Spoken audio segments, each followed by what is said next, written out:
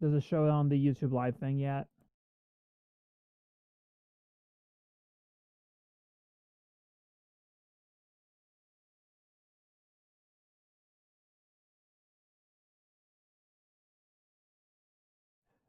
Oh, so we're doing that way now. Okay.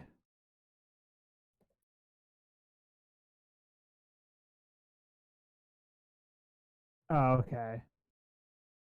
Also, I realized I don't think I never actually subscribed to your personal channel, so I'm gonna do that now.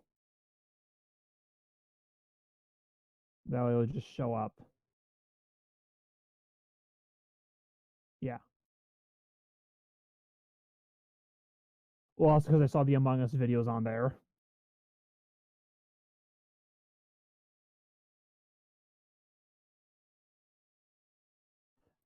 Yeah, once you get the link, you can post that in there. Probably you.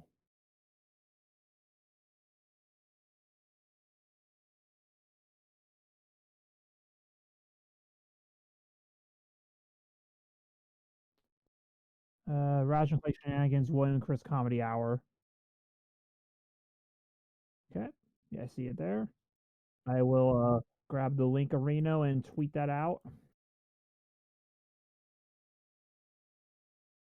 Okay.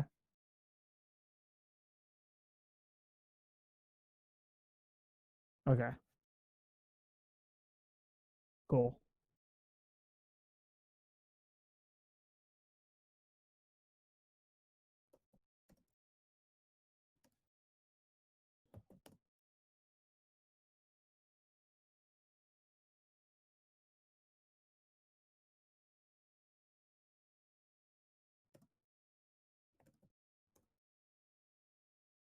Oh, can you use the PS4 controller on the PS3? Nice.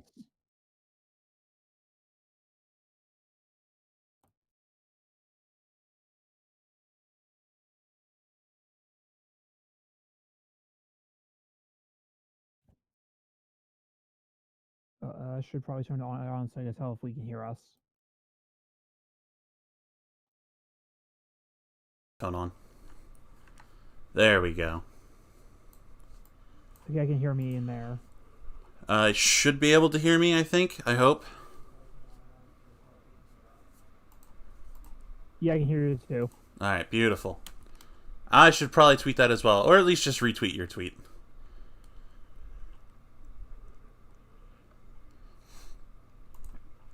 Nine notifications, my favorite. Let's see. So is this the original version of the game, or is this like a compilation, or? This is the updated, well, updated in quotes, slight remaster of the original trilogy for the PlayStation 3. Because I know back on the PS3 they did like remasters of stuff like Ratchet and Jack and Dexter and Sly.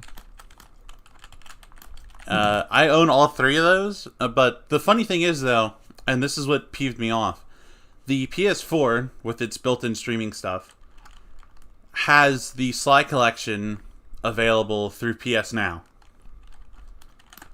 And that was the streaming thing you can do, right? Yes. Now the downside, if you were to go that route, is that you can't stream the game itself while you're like you can't do a live stream of the game for the thing. Okay. Yeah. Now that's not gonna matter for us right now since we're doing this with OBS anyway. You would be able to play it now for that, but you won't be able to use the built-in streaming stuff, right? Yep. Yeah. Also, I gotta switch back over to HDMI 1. So William, you are now in charge of chat. That's okay. There's no one here yet. So, well, we might as well get started then with good old Ratchet and Clank. Good old one watching now.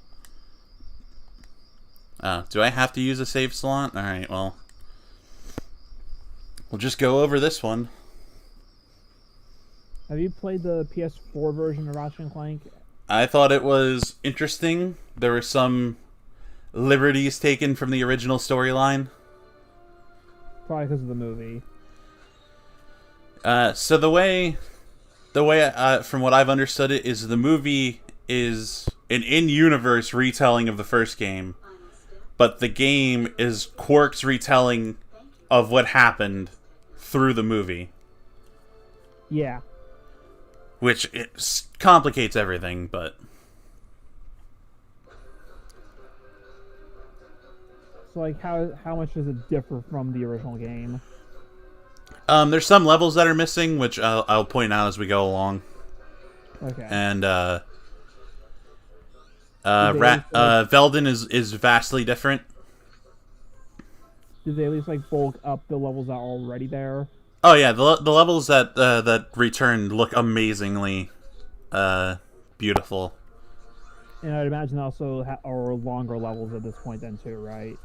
I'm trying to remember if the Blarg station is the same length or not. I want to say it's the same length, but I think if I remember right, you don't actually have to go out as Clank anymore. Okay. Because I only have some experience with the PS4 version, and that's it. And I play a little bit of that. I liked what I played, but it didn't get very far because I was doing other stuff at the time. I at least hope that everything sounds okay and that it's not. Oh yeah, let me just unmute quick. Oops, hold on 1 second. I gotta change the good old camera stuff. So at least I hope that you can hear me over the game, because I know I turned it up a little bit because it was a little on the... I can hear you over the game and everything. Alright, good. I sound kind of muddy a little. I can try and fix that in OBS by turning up Discord a little bit. Yeah, I would do that. Alright, 1 second.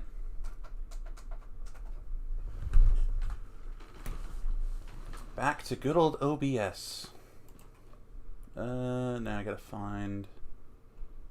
alright, 1 second. William, I need you to just say anything so I can figure out which, Say it ain't so, I will not go, turn the lights off, Despacito. Alright, now you should be a little clearer, I hope. Okay. I can't go above 0 decibels. It sounds about the same. That's interesting. I don't know if there's anything I can do on my end, because like I'd imagine I sound the same as I always do right now to you, right? Yes. Yeah. So I'll turn my mic down just a bit, and then I'll turn the game down just a bit as well. Which is, it's weird that Discord has that issue. At least on my end, anyway. Alright. Let's get back to the game. Well, no one else is here yet, so if they have a problem with it, they'll tell us. I hope they do, anyway. Well, it says 2 watching now, so maybe someone else is there and they just haven't said anything yet. So fun fact, this Quark poster that's here, that is actually brought back in the 3rd game. Okay, I'll see that when you actually catch up on stream. There it is. So they, in the 3rd game, you have to go back to Veldin as the very first mission, and Ratchet's little garage back there is just blown to smithereens. Ooh.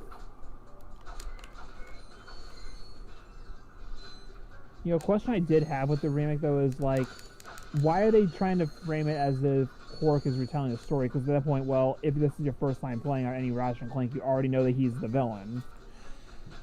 I think it's... I honestly don't know. It's like, whenever I see like a frame device like that, it's like, why does this need to be here? Couldn't you just tell the story as it is? I think they could have, but I think they wanted to tie it into the movie. But at that point, it should have just been like, well, just have the movie be its own thing and make a game around that. Yeah, just... The movie is just kind of sort of Ratchet and Clank, and this is just a remake of Ratchet and Clank, so why couldn't it just be a remake of Ratchet and Clank? I mean, the idea of having it be Quark's retelling of a retelling is kind of funny, but at the same time, it doesn't really add much, does it? So Velden in this game is a lot shorter than what it is in the movie, I guess, tie-in. That's what I'm going to call it, the movie tie-in. So in the movie tie-in, from what I remember, because it's been a while since I played it. They came out back in 2016, I think. I actually gave it to a friend because he wanted the game. So I was like, okay, yeah, no problem. And he gave me Grand Theft Auto in return. So nice.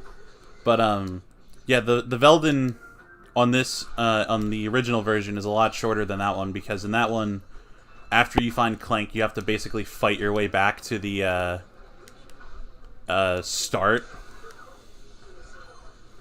Yeah, I think I remember that. Ah, crap. Because then you actually have a gun at that point. You have the bomb glove, and I forget what the other gun is. Also, I died. Ooh. Yeah, you just walked right off. I walked right off the edge, because this game doesn't have strafing. Which they added in the remake. They added it in the remake. Well, I shouldn't say this doesn't have strafing.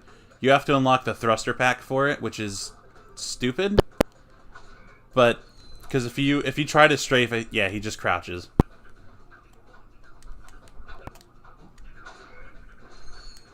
And then they realize in the later games, well, why can't you just strafe naturally? All it is just walking to the side. My favorite part is that they actually passed it off as something Ratchet learns in commando training in the second game. Fair.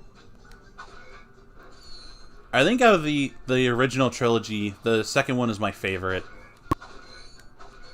There's just so much that's expanded upon from the original, and there's a lot of stuff that isn't carried over into the third game that's in the second game that just makes it more unique. Is the second game just called Ratchet & Clank 2, or does it have like a funny subtitle? The funny subtitle for Ratchet & Clank 2 is, no, not Up Your Arsenal, that's the third one, is Going Commando. Okay.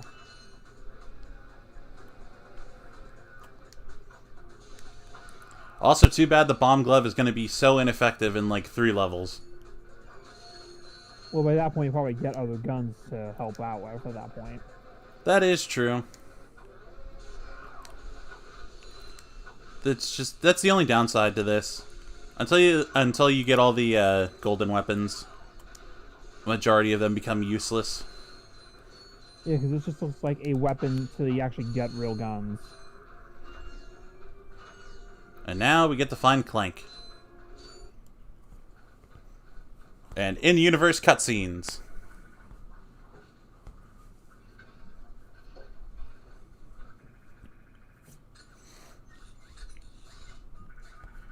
And now we get to see. Now we get to see good old Clank come to life.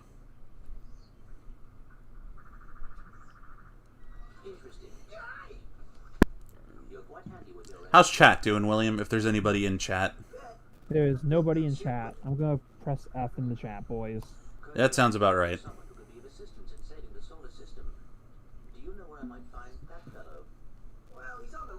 I like how on the mobile version of YouTube, it doesn't even show that I'm live.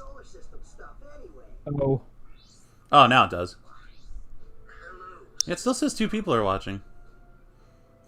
Don't recommend channel.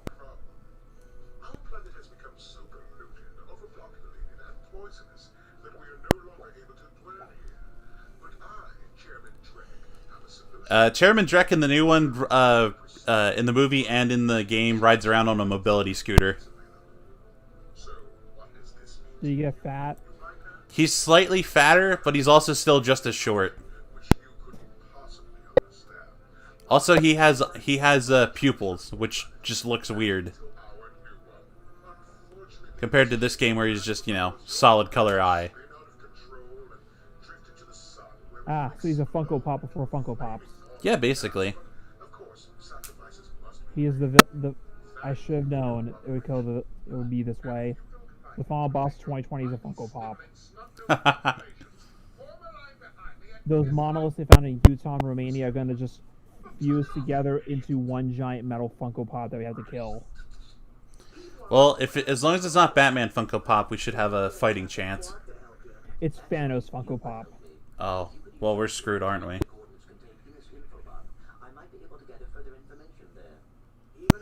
You know what the dumbest Funko Pop is? Well, the dumbest one for me is are the NASCAR related ones because they literally just look the same as all the other ones. When Batman v Superman came out, there was one called Superman Soldier, which is just like a generic soldier dude and a bunch of padding and shit, and that was it. Really? I gotta look at this. It's like, of all the things it could have chosen, who would get Superman Soldier instead of actual Batman or Superman? It, it looks so stupid. That is like the most just because we needed more than 2 figures in the line edition ever. It goes for $5 at Walmart That makes sense. and $5 on eBay. That makes sense. Probably because no one wanted it. But they have Superman dressed up in Santa Claus outfit for $10. Okay, that's at least funny. For the Star Wars Black Series this year, they released exclusive Christmas version figures for various retailers. And there's a Target exclusive Range Trooper where he looks like Santa Claus. Oh no. I have it. It's amazing. That sounds amazing. And like he has his gun is just a translucent ice blue. Also, technically, we have to fight the giant robot that's in the room. Now, see, I say technically because... Okay, yeah, a Cyan just joined the chat and he said, "What's up with William's mic?" I have no idea. So, sorry, William. Yeah, we are using the exact same setup we used for my stream, so I don't know why it sounds like that. Although, to be fair, it always does sound a little muffled on my end, even for the videos that I've made with... Really? Like, not you. Like, when you talk normally, like, I hear it normally.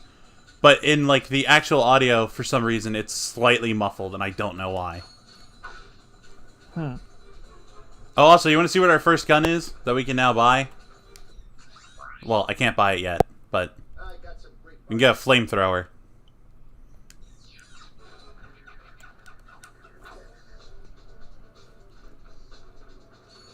Yeah, I think I remember the flamethrower, because I'd imagine the guns are the same thing to begin with in the other one.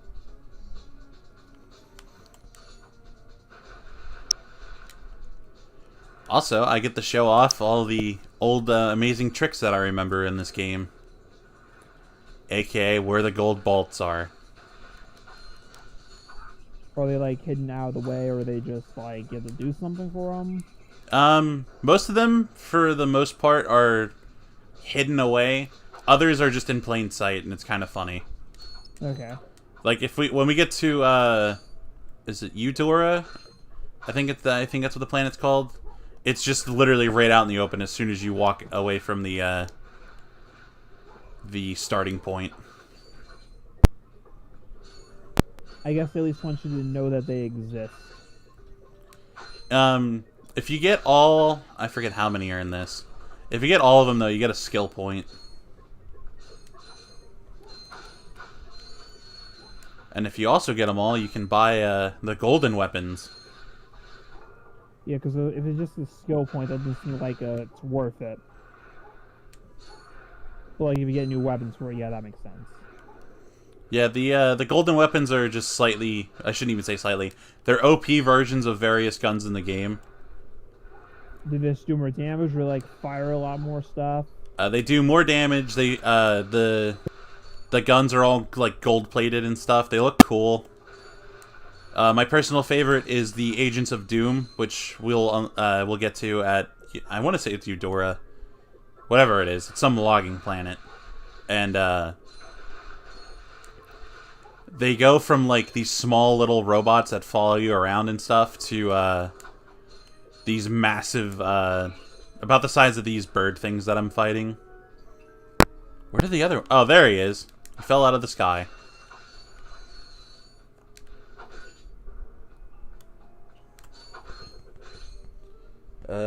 Cyan said that they never played Ratchet and Clank, but they like Jack 1. Jack 1 is amazing. When did we get to kill Praxis? That's Jack 2. Oh, fuck yeah. Also, we never kill Praxis, which is disappointing. Aww. Praxis gets killed by the giant fuck-all death being known as the Metalhead Leader.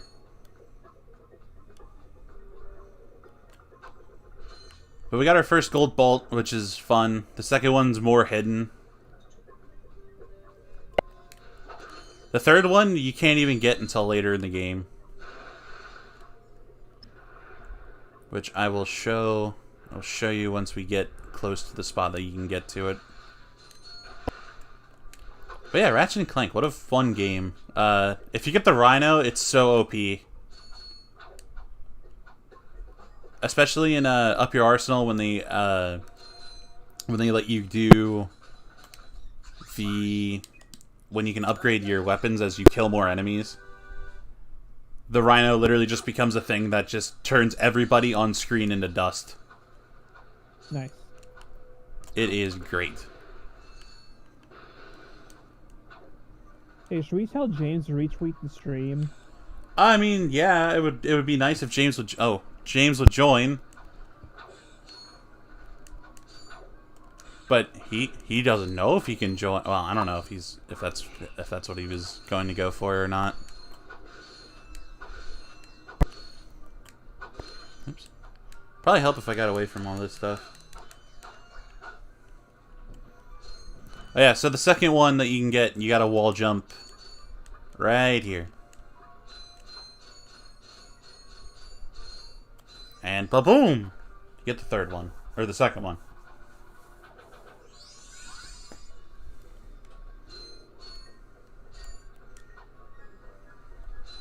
There it is. Do you need to get a certain amount to unlock the guns or again?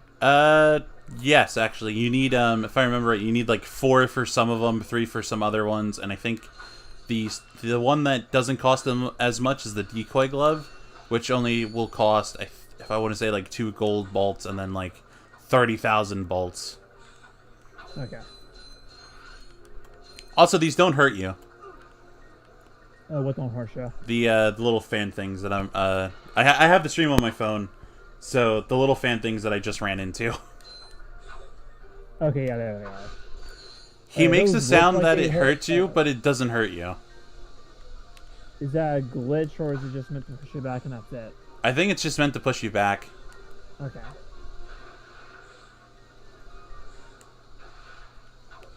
Also, we get to meet one of the very few recurring characters throughout the entire series, also known as the Plumber.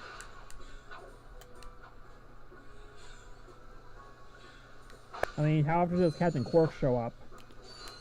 Captain Quark is, let's see, he's the first boss in the third game. He's the main villain in the second game. He's the mini villain in this game. So he shows up a lot. The Plumber, I think, only shows up like once more in this game, and then he shows up once in the second game. I know he's in the third game.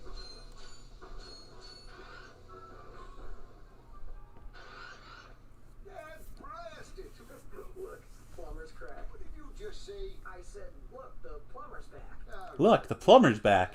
Shouldn't you be on one of them escape transports? Escape transports? Newsflash, giant robots attacking. The escape transports are taking all the rich folks off this god-darn planet. So why aren't you on one? Socioeconomic disparity. Well, gee, Ratchet, if you do this mission for me, I'll give you this power crystal.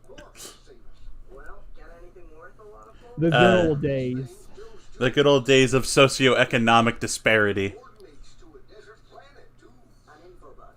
I like how that became such a trope in this era of platformers that Crash Twinsanity had to make a joke about it. Oh, what? You just get random stuff for helping people? There's one moment where like you run into like a farmer dude and he says, "Hey, gee, Crash, my farm is overridden with these worms. But hey, if you get rid of them, I'll give you this power crystal." and then Cortex just shoots him. That's one of the things that happens in the first Jack is this one farmer's cattle leaves his pen. If you talk to him before you do it, he's just like, "Oh, the cattle have gone away, but I'm too tired." Like, I'll give you this crystal, and then Cortex just shoots him dead. Like, no. You still have to do the mission anyway to get the crystal, but they just kill him anyway. Looks like he's in trouble. I'll see. I've never Skid McMarks, what a name. Does this game follow the Speed Racer rule of you either have an awesome name or a stupid name? Yes. Good. You either have a cool name like Ratchet or Skid McMarks, or you have a stupid name like Drek. Which literally means trash. Yep. Also, look, you can see the whole level from up here. Ah, PS2 technology. And now we get to jump down the sewer pipe. Because I imagine this is less like full remake and more just, it's a port with like HD icons kind of deal, right? Yeah, it's, they updated, I know they changed some of the graphics, so like the water's a bit more blue. But that's about it. It's like on the SA2 port for Xbox and PS3. They just changed the HUD icons and that's about it. They didn't change any of the HUD icons. I think what they did was they made it so that it's now widescreen, and what was the other thing I was gonna say? Probably the most important change, at least. Yeah, I know they changed some stuff with it. Like some of the textures are a little higher resolution. Not like, you know, they didn't go from like 512 by 512 to like 4K. It's like, it's now actual 480 basically, right? Yes. Yeah. So probably what it was supposed to be, but now it's actually clearer.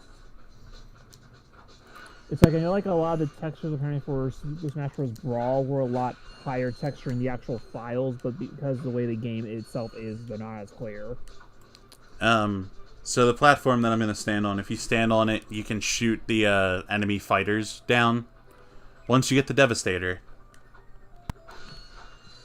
But I don't have the Devastator, because the Devastator is way too far in the future. Does this game have like a new game plus type deal at all? Yes, it does, actually. Okay, so you can, so what you can get like the most powerful guns, you explode for the whole game if you want to. Then. Yep, I did that like 10 or 11 times with Up Your Arsenal. Nice. Yeah, you took the title literally. I did.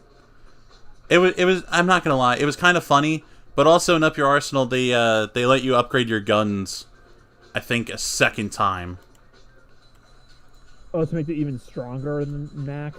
Yep. The first one went up to V5, and then the next range went up to V10. So what, do you just kill like the first boss in one hit, basically? On your third playthrough, yeah, you could do that. So the thing that I'm standing at, you can swim through it once you get the Hydro Pack, which allows Clank to propel you through the water quicker. You can swim through that tunnel there, and you can go and get the third gold bolt.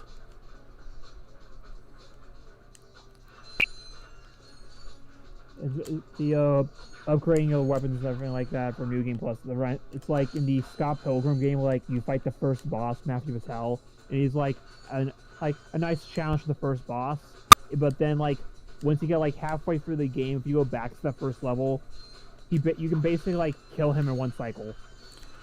In Ratchet and Clank 3, once you upgrade the Rhino to the V10, or no, the V5, because it only goes up to V5. It, like I said, it just turns everybody into dust.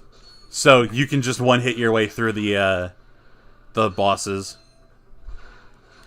Yeah, I feel like if you have, like, your character fully upgraded in the Scott Pilgrim game, you can basically just one combo and you already have him down to flashing weak when he's in pinch mode.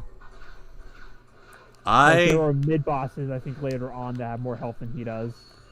I gotta play Scott Pilgrim. I haven't played it yet. Well, I mean, the port comes out soon. So, there we go. I can just buy the port. Yeah. We don't have a release date yet, but they said holiday 2020, which means anytime from now till the end of the year.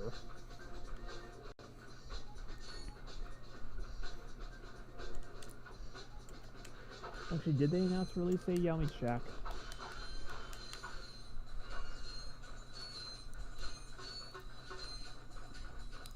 So, to the person that's watching, or if you are still here, how are you doing?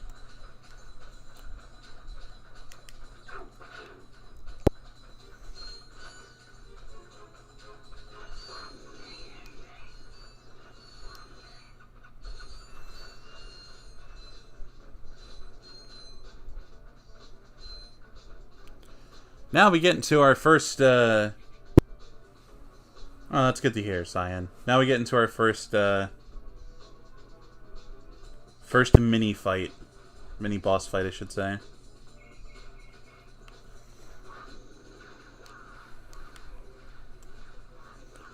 Wow, thank you, game, for telling me how to use the pyrocitor, even though I've been using it for the past, I don't know, 20 minutes? That says they're doing good. Dude, that's one thing, if I ever do make my own game, I want there to be like one at the final level for the final boss. Just a random tutorial bubble that says, press A to jump. Are you gonna make it like the Ben 10 game for that scanned thing that Oh god, no. James Rolfe reviewed, where it's like, you know, you'll be in the middle of the battle and the bubble just pops up, stopping the game completely? I'll just have like you already learned how to move and jump by default because it's just how else do you play video games. But I'll just have those tutorial bumper at the very end of the game that says press A to jump. So this infobot has a preview of the boss that we're going to be fighting, the first main boss of the game, which is the giant Blargian Snagglebeast. There's nothing worse than staring down a Blargian Snagglebeast from the inside and knowing your equipment isn't functioning Rawr. properly. That's why I come to Al's Robo Shack for all my... Al's Robo Shack, Al has been the exclusive repair shop for my super electro gadgets since aka the greatest, if Al can't fix it, I shouldn't even say greatest, the first upgrade for Clank. so if you're fighting crime or just fighting grime, Wasn't he voiced by John Goodman in the movie? I think so. Al's Robo Shack. I didn't get to watch the movie. Like, I remember Well, dude, seeing, Well, I'm pretty sure the game has the same voice cast by default. Really sold out, though. Now that you have a loyalty to 2 new plans, you can use he might have been then. It wouldn't surprise me. Because I think they wanted to keep them basically the same, so the voice cast in the movie did the voices for the game. Also, we now have our first split choice. We can either go to Iridia, or we can go to Kirwan. So I'm going to make the executive decision of going to Kirwan first. And the reason behind that is you need to get the swing shot to get the trespasser.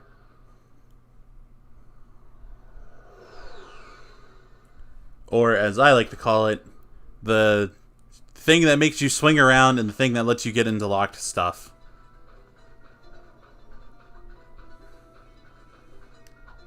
I'm gonna look up the movie in a letterbox, see what the general consensus of normal people is. 'Cause I feel know like some critics people didn't either like it. liked it and some people didn't like it.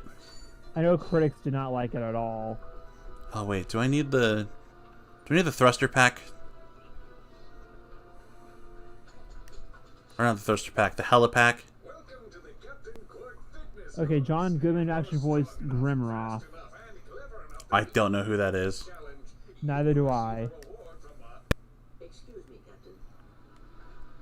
I should be able to complete the challenge without the thruster pack or the helipack. Maybe. Yeah, I should be able to.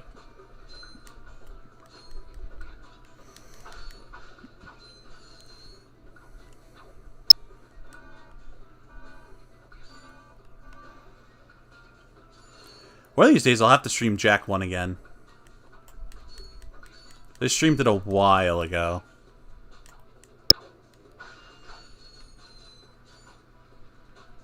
Okay, yeah. So I don't need the helipack for this. Okay, so I'm looking at one user review on Letterboxd in the movie. Is a half-star review that says, "Wow, Star Wars has some fucking competition." Heart eye emoji, water, ooh, face. What the hell? Is that for the Ratchet and Clank movie? Yeah, Star Wars has some fucking competition. Oh my Star. god. I'm gonna look up what the 5-star reviews are like, just see it, because there are like not many. Oh yeah, I remember in the, I don't know if it's in the movie, but I know in the game, Novalis gets blown up. Oh, I take it they're not as good, or you're saying oh to the fact that Novalis gets blown up? I was saying that to the Novalis gets blown up. Yeah, it's kind of weird considering the fact that the it doesn't do that in the main game. Sylvester Stallone in Ratchet and Clank better than Sylvester Stallone in Creed. I didn't even know he was in Ratchet and Clank. Neither did I. Also, I just fell because I was looking at a chat, which I shouldn't have been doing. But science says that they 100%ed Jack in 2018. I hope you had a blast with it, because the first game is absolutely fun. The second game, to me, is really good as well. The third game, a little iffy at points. I didn't like the fact that the whole, oh, now I gotta remember what they're called. Ostals? I think that's what Daxter's species is called. I just didn't like the fact that they were technically the creators of the Jack universe, which was just, it felt weird to me. With the creators of the Ratchet series, or No. In Jack 3, it's revealed that Daxter's species, because he gets changed into this like rat thing, which is called an Ostel or Right. Ostel. It's revealed that they're the creators of the universe, and their corrupted ones made Dark Eco and all that jazz. Which I never understood that. that feels like they were trying to go darker still and just didn't pay off. Yeah, I remember I got to this world in the new one, and that one starts off like a flying section. Oh yeah, that's right, because Metropolis is under attack, isn't it? I think. Yeah. Also, here's Helga. She doesn't appear in the second game, but she comes back in the third game. Somehow you managed to impress that fool Captain Quark. Captain Quack? Certainly does. And worst of all, he wants me to Yeah. Just give me my swing shot. You know, the plants around the street, the buildings look neat, but you gotta figure. So, if people are just like draping ivy over the walls for no reason, or is it just growing there? I think it's just growing there. Because there's not very many. I mean, there's a lot of green space, but there's not a lot of trees. Yeah. Just have plants growing out the walls. Nice.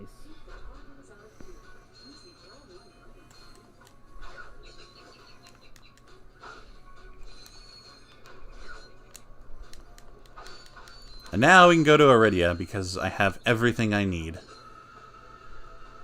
Is Metropolis like the main hub type thing, or?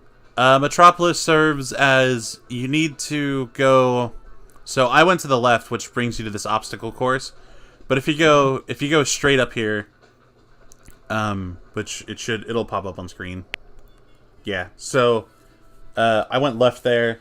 If you go straight, that takes you to Al's Robo Shack,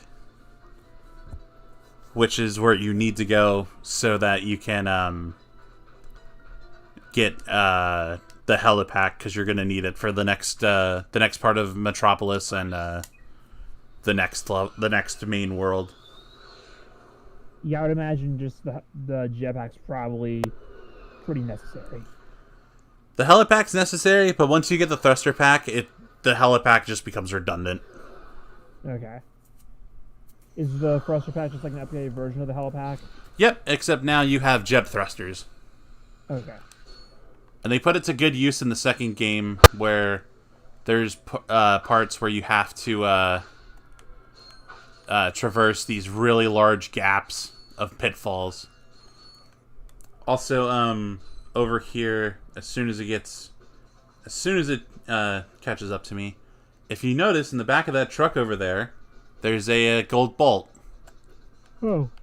So that's why, like I Yeah. said, some of them are hidden, some of them are not.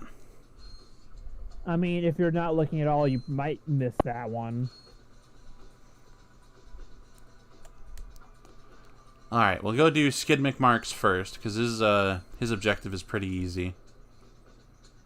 Is that brown stuff dirt, or is that like muddy water or something? Quicksand, I believe. I genuinely Okay. don't know. So you can't just jump into it. No. You can, and that's how you actually... I'm going to show you, that's how you get across to get that 1 gold bolt. But, for the most part, it's... if you sink into it twice, the third time, you can't jump back out. Speedrun strats. We'd love to help you, Mr. McMarks, but Ratchet and I need to find Captain. One of your boards? We need to find Captain... one of your birds. Alright, you just keep that foot elevated. Oh no. The official Godzilla Twitter just did a Godzilla November 30th versus December 1st meme. Oh, no. The intern has gone too far. Oh, why would you have an intern in charge? Make him full-time. Or her. I mean, why would you hire a full-time employee for your social media account? Ah, that's true. Also, here's another gold bolt that's not well hidden. Once it pops up on the stream. Oh, wow. That's like the star behind the Chain Chomp game, Mario 64. It's just there. Yeah, this one's easy to get to. You gotta blow up another rock in the wall. You know, for a second, I thought you were about to tell me you just walk around the other way. I think there's a bolt that's like that, actually. You just walk around it and you get it. I think on the first boss world of... oh god, I gotta try to think of it. Umbrus. There's one where you have to land on these timed pads. So when you get all 3 of them, it'll open a door and you have so many seconds to go into it. But as soon as you hit them, it's like at the very end of the thing.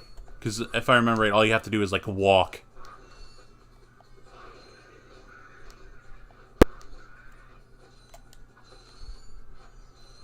The little glowy ball things, what are those?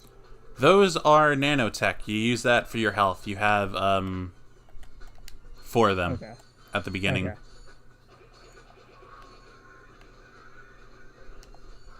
You have 4 of them for your health. You can upgrade it, though, once you backtrack to the Blarg homeworld later in the game. You can get a maximum of 8. It just costs a lot of bolts.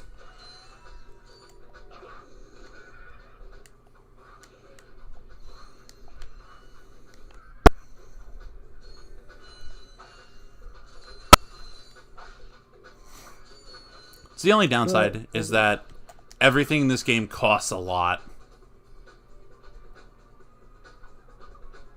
Well, you think that's because, like, for the sake of the game length, so you can't just immediately 100% the game? No, I wouldn't say it's due to just the game length. I think it's that some of the weapons become, like I said, way too OP later. Because I was about to ask, like, how long is the game itself, since this is, like, early PS2 era, right? I know speedrunners have gotten... I want to say it's about on par with the original Jak and Daxter. Oh, I did get the last one. Cool. Well, like, how many hours is the game itself typically? I want to say about maybe 5 or 6. I'm not sure because it's been a while since I've played. Okay. And that's just playing normally, right? Yeah, that's just that's not doing any speedrun and stuff. Okay. Like I know Jak 1 you can speedrun it pretty quickly. Now I don't know how to do any of those speedrun strats, but I know you can do them.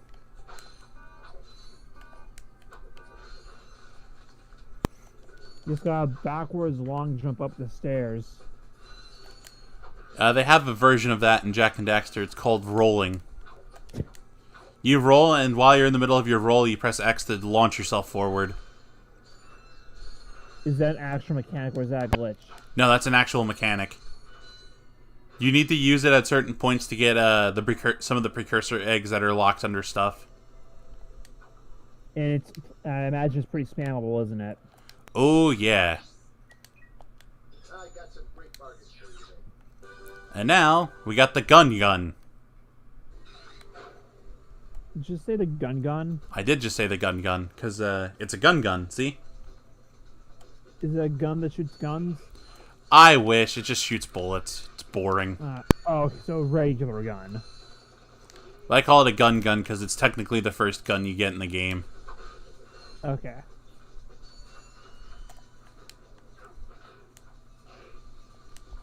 I think it's sped it up in the remake where you get a regular gun in the first world. Yeah. I don't think it's the blaster. I forget what it is. But I know you get that. My favorite gun in the remake is the Pixelator. Not the sheep gun? No, the Pixelator turns all your enemies into 8-bit versions of themselves. That's just funny. And they are, if you try to look at them sideways, the sprite follows you, so that way you can't tell that it's 2D. That kind of reminds me how, like, in how Fallout 4 would do, like, leaves. It's just a flat texture that's just sprawled out around the tree. Oh, that's how, birds are in the faraway birds are in, New Vegas and 3. It just looks so jank when you're, like, walking around the tree and you just see, like, all the leaves just turn flat at the side.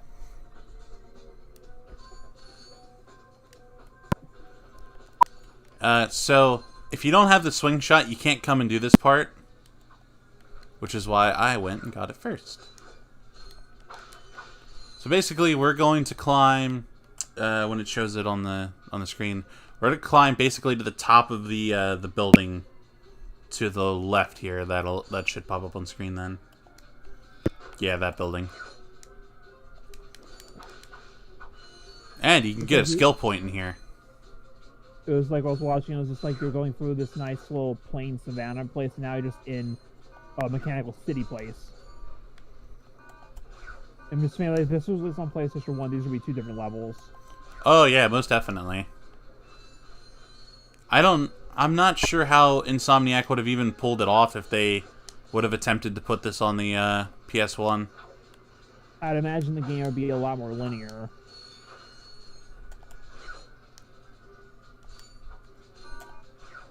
Oop. Yeah, let's not go that way. Because there's no way to get back over here. Because Insomniac did the first couple Spyro games, right? Yeah, they did the first 3, then Activision took over for Year of the Dragon. Or not Year of the Dragon, Enter the Dragonfly.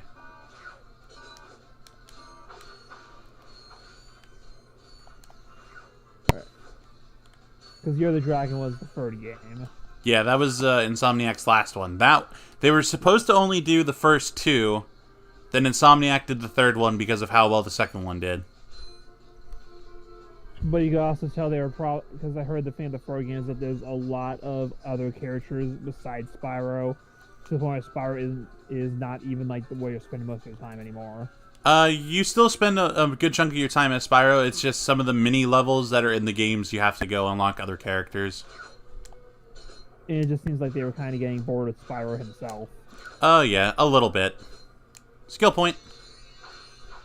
And then you just look and see where they go with here from now, and it's like, you can tell. That's really the only downside.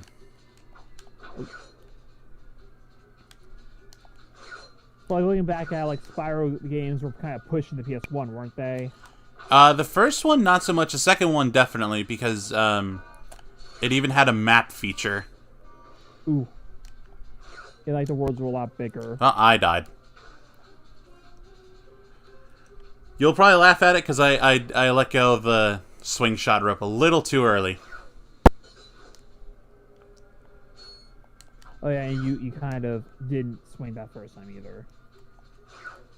But yeah, no, the worlds in the third game, compared to the second one, where the second one is all the challenges are in areas that you access through the main map of the level. The third one has it split so that the challenges are in these like little like segregated rooms, essentially. And that's the template that Activision used for Into the Dragonfly. Yep. And it did not pay off very well because of all those damn loading screens. Well, the issue was not just the loading screens. Everything else. The fact that the game would crash on a loading screen and get stuck in the loading screen. Oof. I remember my disc got slightly scratched once, and I had to like try to figure out why the game, because I was at like the very end of the story where you have to go through like a dinosaur museum, and I remember getting to that point, and I remember like going into the level and trying to figure out why the level wasn't loading.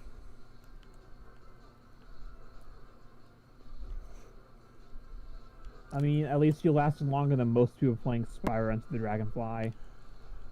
I understand why people didn't like it. I personally enjoyed it. I thought it was pretty fun at points. In some stages, it was stupid. Yeah, I just could not really get past that opening because I just did not like those levels. The level that really I didn't like the most was, I think it's called like Cloud 9. And you're literally just in the clouds, and it's so stupid. This sounds like the most by the numbers thing they could have done. Because you're just like in the sky and all the clouds are just clouds, isn't it? I'm trying to think of what the one was. But I know the one was you had to fly an airplane around and shoot down enemy bombers or something like that. Okay. But like you're flying these like little toy airplanes, which was kind of funny. But the issue with me was it felt too similar to the level before it. Is you're in like you're basically going through a corn like farm area. And one of the small challenges that you can do in that zone is rip all those bolts that I won't be able to get. But one of the things that you can do is you have to basically stop UFOs from stealing cows. And it felt too similar to that because you're also flying a UFO. And isn't that like towards the beginning of the game? Yep, those are like the second and third like worlds in the game. The game was also rushed though, wasn't it? Yeah, Activision wanted to get it out within 2002 for some reason. Money. I shouldn't even say some reason. It's not just the money. They wanted a game out there for Christmas that year. Plus, Crash had a game out already by that point, so I was like, where's Spyro? The Crash game that year was what? not Wrath of Cortex. Was it Wrath of Cortex? Yeah, Wrath of Cortex was the first one. Okay. I liked Wrath of Cortex. I thought that one was pretty fun. I think the game is fine, it's just like not as good as the others. I didn't quite get all the stages where you were stuck in a ball. Yeah, those were a little wonky. They could be fun, but the controls weren't that great. Because when you're going fast, you're not going left and right at all. I remember when I was younger, I got stuck on the very first, not the first boss, the second boss, the water mask or whatever. Yeah, he's weird. I couldn't figure out how to kill, I don't even know what his name is. Whoever you're fighting, I forget the boss's name. Like, all you do is just jump up to him and you spin him, but it's like, the timing on, jumping past his shockwaves is really tight, and the fact that the platform is collapse on you after a while, so you can't just stand there and learn the pattern. Alright, so now we have arrived at Skid's agent. No signal whatsoever. His downtime is telling me. Science says that they completed the Reignited trilogy, 100%ed it, which is something that I have yet to do. Not that it's a bad, trilogy or anything. It's just I just stopped caring for Spyro for a bit. What happened? Oh, yeah, the controller got disconnected because I'm using my PS. I mean, like, why'd you get bored of Spyro? Oh, I don't know. I just got bored of Spyro for a bit. Like, I still own it. Like, I did the same thing with the Crash trilogy. It's just you played these games before, and there really isn't much different at this point, right? Is it that kind of thing? Yeah, that's basically it. That's a good way to sum it up. Mind you, if you do feel like going back to those games, you'll probably would go back to the trilogy then, since they're probably the better way to play the game at this point. Yeah, I'm gonna I have the funnily enough, I've beaten both the first two games in both the Crash and Spyro remasters. I just have yet to beat the third one. Okay. I still need to beat Crash 4. Yeah, I gotta buy Crash 4 yet. I got the game when it came out because I did the pre-order to get the exclusive digital costumes. I'm at the Mardi Gras world right now. There's a Mardi Gras world? That sounds amazing. Yeah, there's one that's like half swamp, half Mardi Gras style. That's where you first meet Dingodile. Which, fun fact, if you didn't know, you can play as Dingodile in Crash 4. I did not know that, so now I have more reasons to buy Crash 4. Yeah. The way they do those other levels is kind of weird, though, because it's like, the gimmick is they take place during the main Crash and Coco levels. It's like, they're there to explain why certain things happen. Like, in one level, a wall just blows up right in front of you, and it lets you continue going that path. And what happened was that Tana showed up and disrupted engine from firing at you or something. Or, she stalled a truck from chasing you immediately. Cool. But then it's weird because the levels usually don't end there after you beat those characters' parts. Then it goes back to like a hard mode version of the Crash and Coco level that you have to do again. God. So it's like, well, I mean, if I play the Tana level, I want to play as Tana. I don't want to play as Tana for 2 minutes and then play as Crash and Coco again. That's true. I mean, it's still fun because it's still the game, but it's like, I did this level because I wanted to play as Tana, not because I wanted to do the same level I just played as Crash and Coco, but harder. And the way they make them harder usually is like they're adding like TNT boxes and stuff, basically. So the like park area that I'm at, the building that I'm going up to now, which it'll appear on stream in a few seconds. If you have the demo version of Ratchet and Clank, you can actually there's posters up for Jak and Daxter from Jak 2, which they reuse in I want to say it's reused in Ratchet and Clank 2 or Going Commando. Like, where was the demo from? Was it like one of those PlayStation Underground discs, or was it just like in another game? It was from the I want to say it was from Game Shark, actually. Or no. I think it was one of those underground discs, because I only remember it because my one friend had it. Remember demo discs? I own a demo disc of Crash Team Racing and Spyro Ripto's Rage. I don't own any demo discs anymore, but like, I had one for, I kid you not, the fucking Neopets video game on PS2. Oh my god, that's awesome. We got a demo disc for Neopets The Darkest Fairy, and then we did actually get the actual game later on. I remember the game being okay, it's just no one talks about that game anymore.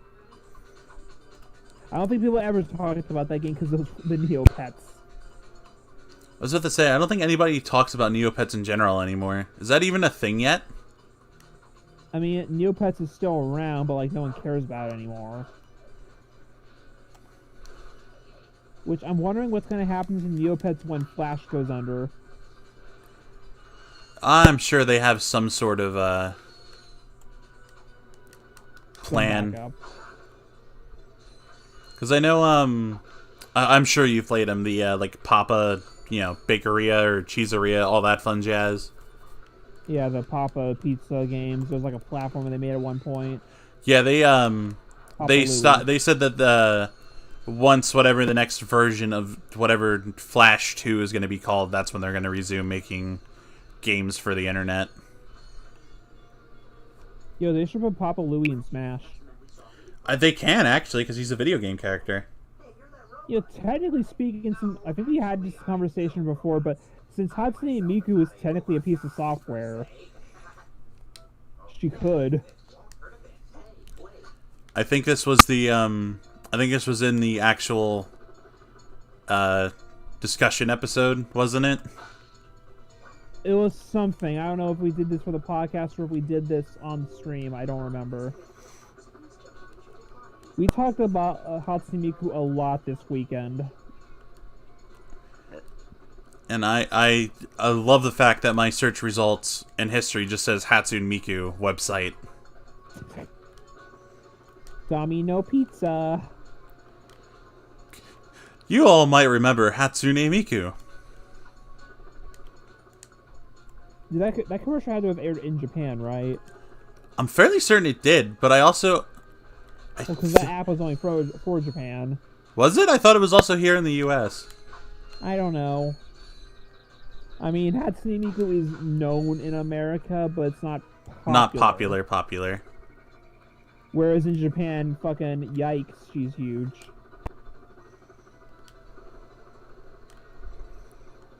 Or at least I imagine she probably, I don't know how big she is nowadays, but like, she's still popular enough to become a COVID-19 support sponsor.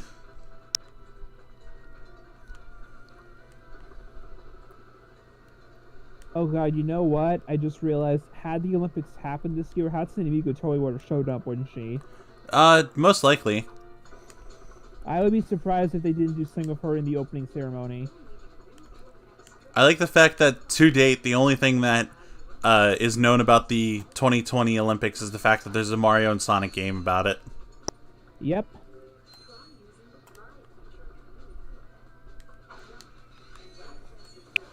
And it's still available right now, which is wacky, because I thought for sure they would have, like, delisted it when the Olympics got canceled and released it later with the 2021 stamp.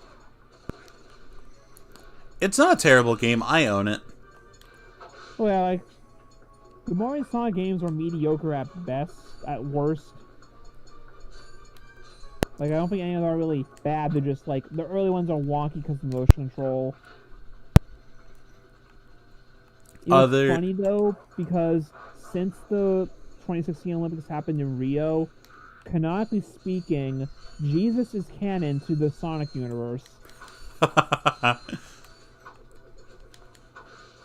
Because they are actually in Brazil. Ah, good old Brazil. And you get to see the Christ the Redeemer statue in the background all the time. So it's like, yep, Jesus is canon to Mario and Sonic now. I mean, it could be worse. It could be like Ratatouille, where they're just like, the city. Because, you know, it's Brazil. Well, Rio, but not Rio. It's just the city.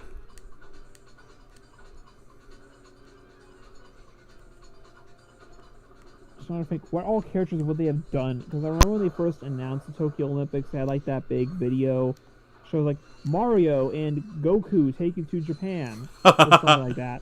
I know Mario's in. I don't remember if Goku. I think Doraemon was in it. The blue cat dude. I want to like find some way to watch Doraemon because I heard that it's really good and It's been funny. going on for ages now. That as well.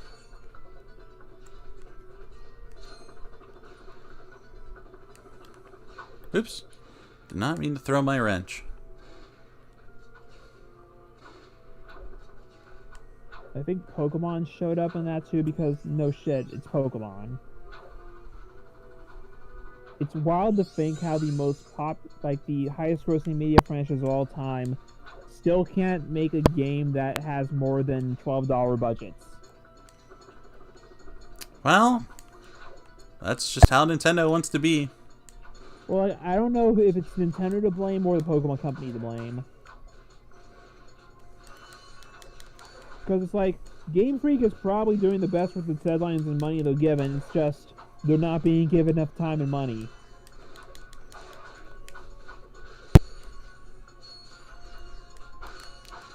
Are there any good Pokemon games besides like the first couple? I mean, after Black and White, Gen 5 was probably the last like real big, objectively great ones. X and Y were okay. My main issue with the games at this point is that they're great when you're first playing through them, but then there's not really much reason to go back and play through them because it's just they're very basic. Like Black, White, and Black 2 and White 2 are the last like great ones, and after that it's been I'm trying to think of.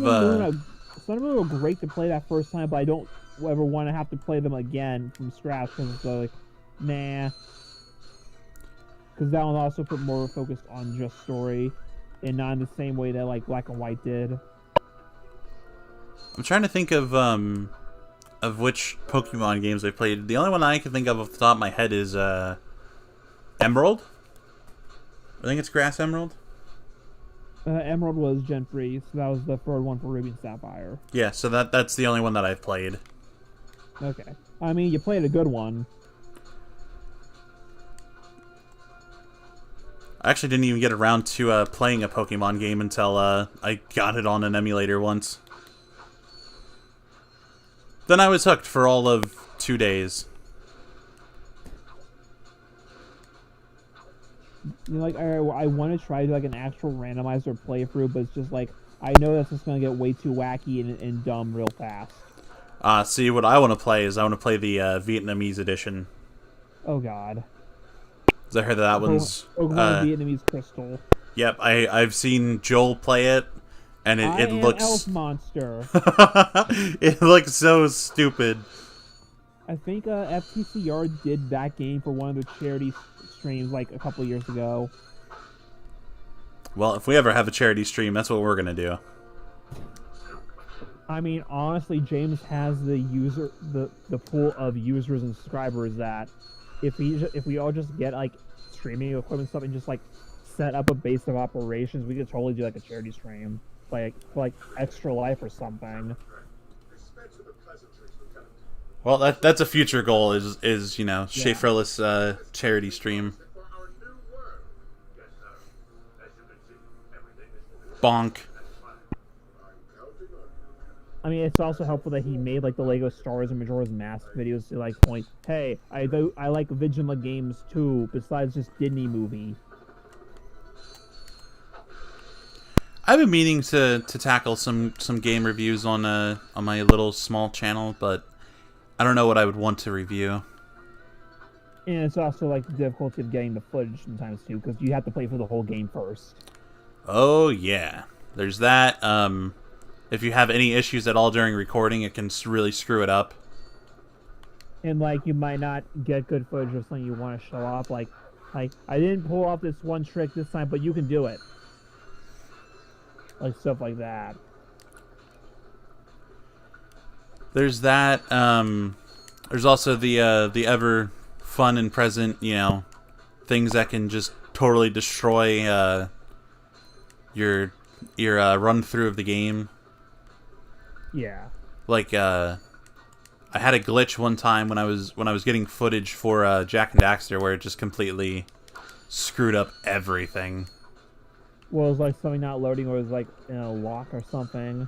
So I was at Spider Cave, which is one of my favorite levels, and I was going through it, and one of the things that you have to do to get a power cell is you have to go from the I gotta think. There's a yellow eco vent that's close to the actual entrance to the level itself, and you have to go through that. You have to go touch that and then jump down, and basically then jump your way back up to the actual top of the entrance to blow up a crate so you can get the power cell. And I was in the middle of doing that, and I somehow got wedged on a platform, and my game went and crashed. I remember like at one point, one of my favorite channels, Brainswatch Commentaries, the first time they wanted to do Jack and Daxter playthrough, Ryan got a glitch in the first session he did that basically just like locked the game, where one of the NPCs he was talking to just glitched out and he couldn't get past that point in the game no matter what. And it was just in a lock where he just kept saying, "Get him earlier! Get him earlier! Get him earlier!" I think I found the video of that real quick. I know, there was a glitch where if you're fighting, the second boss that goes to Volcanic Crater, I think his name is Claw, he can get stuck under the lava and just never pop back up.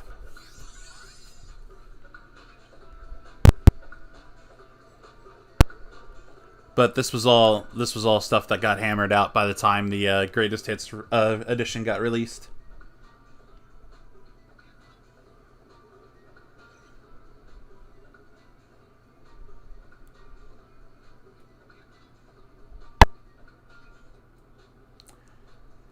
I've been neglecting you guys. Chat, how's your night or day, depending on where you're at in the world?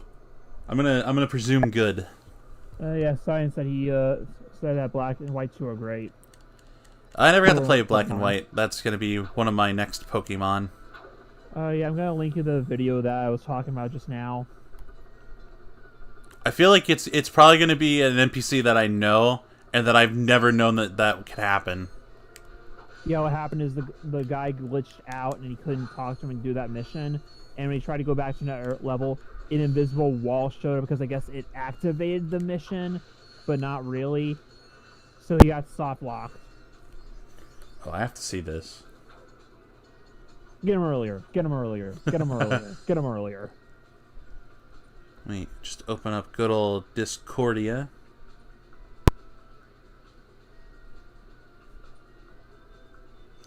Oh, it's the farmer. Get him earlier. No, not the farmer. Yeah, collect stuff, then all of a sudden... This was back in 2014, so we didn't feel like talking over it yet. So you talk to... Yeah, you talk to the farmer.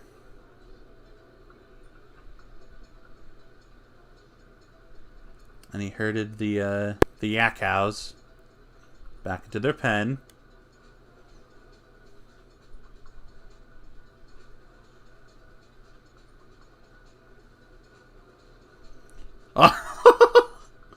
Get him earlier.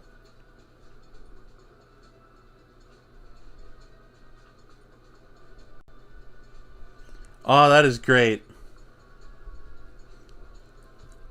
I feel bad for him. Oh yeah, he had to like cancel the recording playthrough. They didn't get around to actually doing Jack and Daxter until about 2 years later at that point.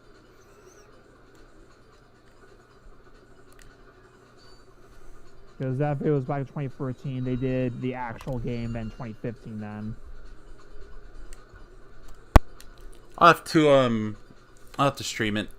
I'll have to see how much time we have Wednesday, if we're doing Hunger Games that day or not.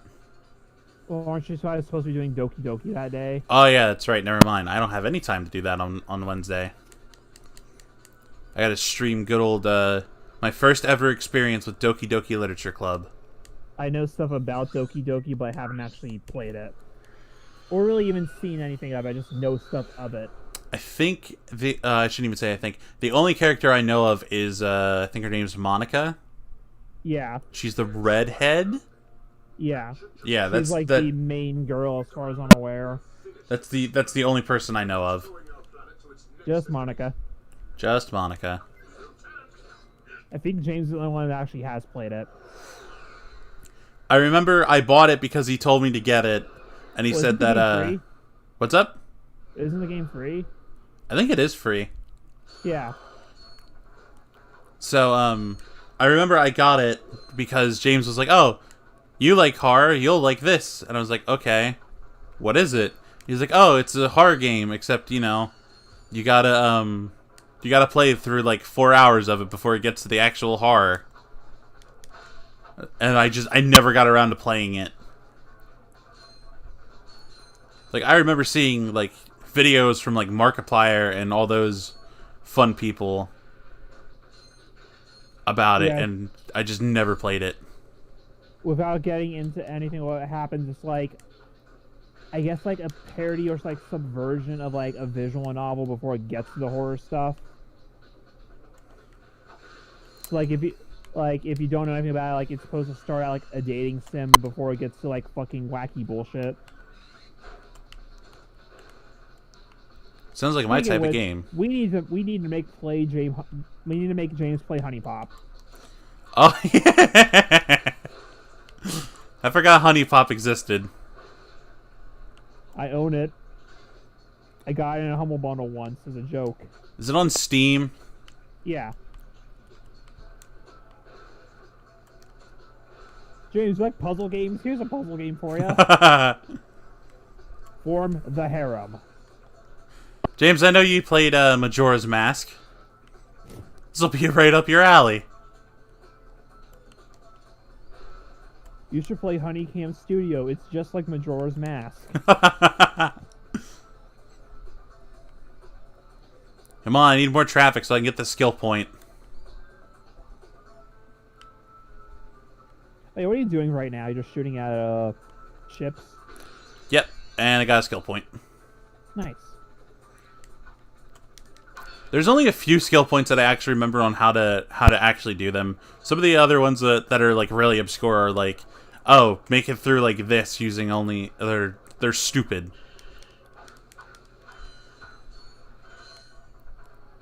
But this one I remember because my mom actually unlocked it for me when I was little. Nice. Always nice when your mom gets to help you with Vigima games. So we get two weapons in this this game, this world. There's one over on the other side of the gap over here that I'll get to in a moment. But we have another gold bolt to get. And you get it by walking into it. Almost walking into it, you just gotta jump up to it. So it's just like a little out-of-the-way platforming section. Okay, yeah, there it is. Alright, I think we're gonna go... We'll go this way first, so that way we can get the greatest gun in the game, which is called the Suck Cannon. I'm not making that up. It's literally called the Suck Cannon. Is suck spelled incorrectly so you know they mean business, or is it spelled the regular way? No, it's spelled the regular way because suck as S-U-C-C wasn't around yet. Okay. I think it would honestly be hilarious if in the video game version of the movie that's how they spelled Suck Cannon. I think like that meme though probably was even after the movie though. Yeah, true, true. I feel like that came around the time when the Samurai Jack season first came back. So around like late 2016, early 2017. Now we get objects clipping into tree stumps. But again, you gotta be fair because this is an early. This is 2 years after the PlayStation 2 launched here in the U.S. 2002. Yep. Yeah, the PS2 is 20 years old this year. I know that makes me sad. You feel old? I do feel old because I'm older than the PS2.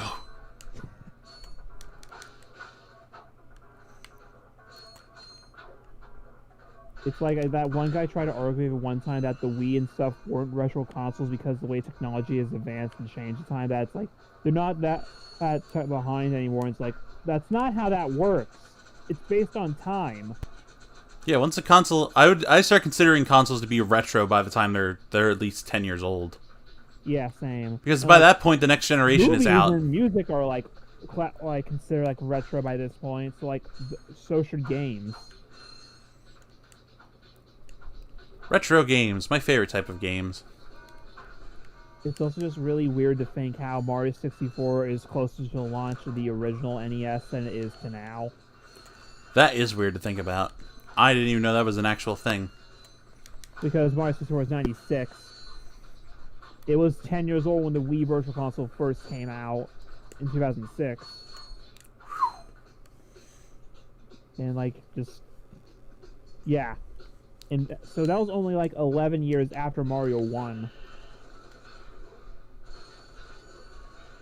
Yeah, that's just what is it? What is it? Like the 80s or whatever is closer to like 1950 than it is like 2020 or whatever.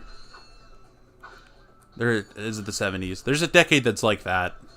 No, you would be right with the 80s because the first Friday the 13th came out in 1980 and that turned 40 this year. Yeah, so there you go. The 80s were 40 years ago now when they were 30 years separate from the 50s. That's also why we're starting to see more 90s stuff come back now because it's like trends on like are like 30 years, right? Yep. Yeah. So we're finally getting more 90s stuff now because the 80s hype is over now.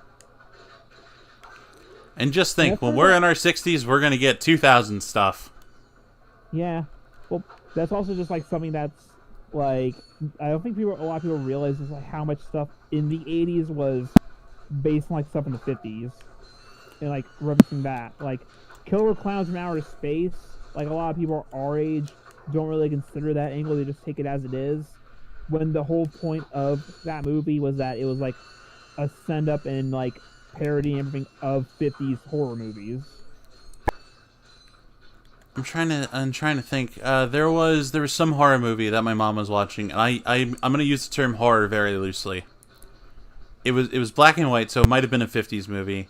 The only thing I remember about it was about like a killer tree. That literally, it was like a tree trunk going around murdering people. It had like the grumpy face on it, right? Yes. Yeah, I think James Rolfe talked about that one. Hang on, I think I know what that movie's called. Let me check real quick.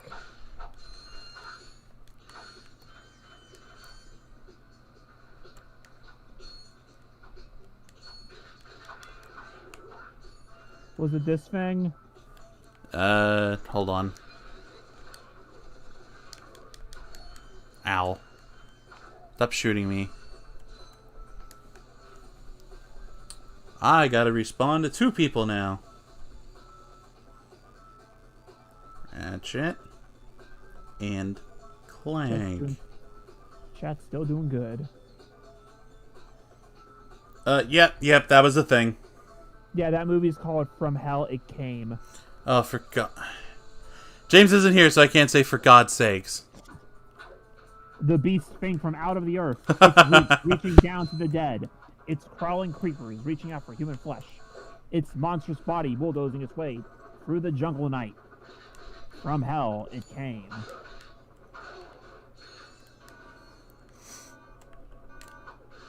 Okay, James messaged me back. Oh, no, James is not messaging me back. That's just a different group chat. Oh, I got ammo for a gun that I don't own yet. British people went off when they said, right, what's all this then? Then because what is all this then? I think my favorite British saying will always be "your neck to sunshine." Like, do British people go skateboarding? Because it'd be really hard to imagine someone just wiping out saying, oh, bother. No, I feel like they probably do go skateboarding, and that's exactly what they say.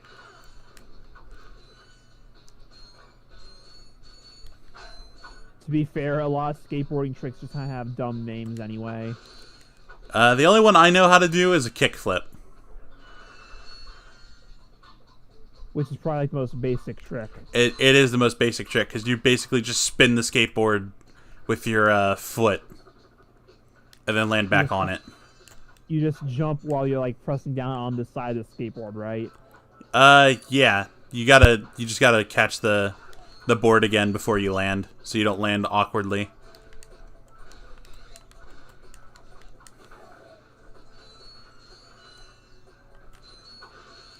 Speaking of skateboards, I used to play the heck out of Tony Hawk. That remake just kind of happened this year. No one talked about it. I've been meaning to pick it up and see how well they did it. Because I think everyone just kind of forgot it came out back in September. Like, that was like a big deal when it was first announced in like spring, and then just no one talked about it. I mean, to be fair, a lot did change over the summer with the little Toyota Corolla virus that's going around. Just this year. Also, now we have the suck cannon. this year was like weird with remakes and stuff because we got both SpongeBob and Destroy All Humans, and then Tony Hawk, and we got a new Crash game. Which I actually, over the weekend, I actually did grab the Destroy All Humans remake for the Black Friday sales at Walmart.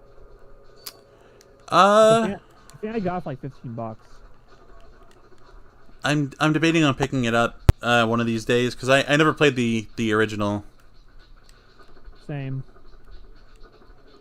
I remember my one friend asked me about it, and I was like, "Oh, I never played that," and he was like, "That is blasphemy." I was like, "Okay." Yeah, they were those games like I always saw people mention and play, but I've never actually played it myself.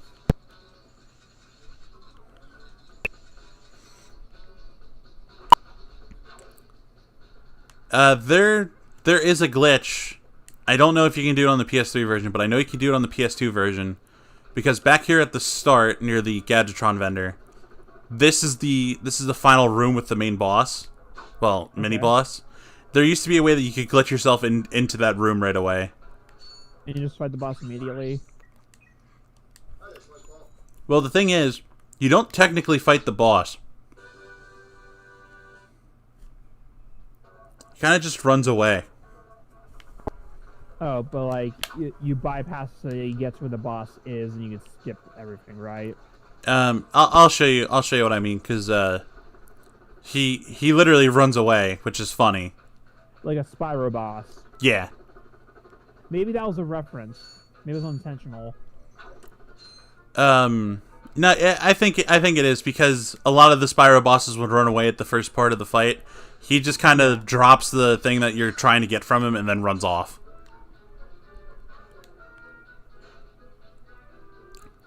I always used to hate. I always used to hate this section as a kid.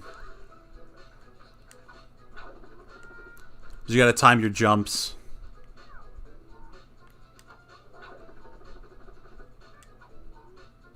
I'm sorry, what am I reading right now? Peter Dinklage to start in Toxic Avenger for Legendary. Wait. That dude that was with James Rolfe for the Toxic Avenger thing is making a Toxic Avengers.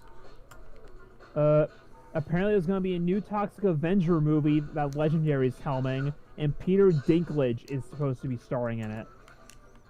Why are they going to make Peter Dinklage big? I don't know. Well, he says he's going to be joining. I don't know who he's playing yet. It's weird how we're getting a reboot of a Troma movie from a major studio. Okay, James just retweeted the stream. Oh boy, it took him long enough. Okay, looks like we're actually going to get viewers now. You should ask James if he wants to join the call. You sure showed him. I suppose I did.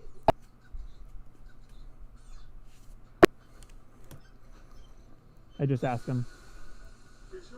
But yeah, this level that we're on now, Eudora, is one of the cut levels from the remake.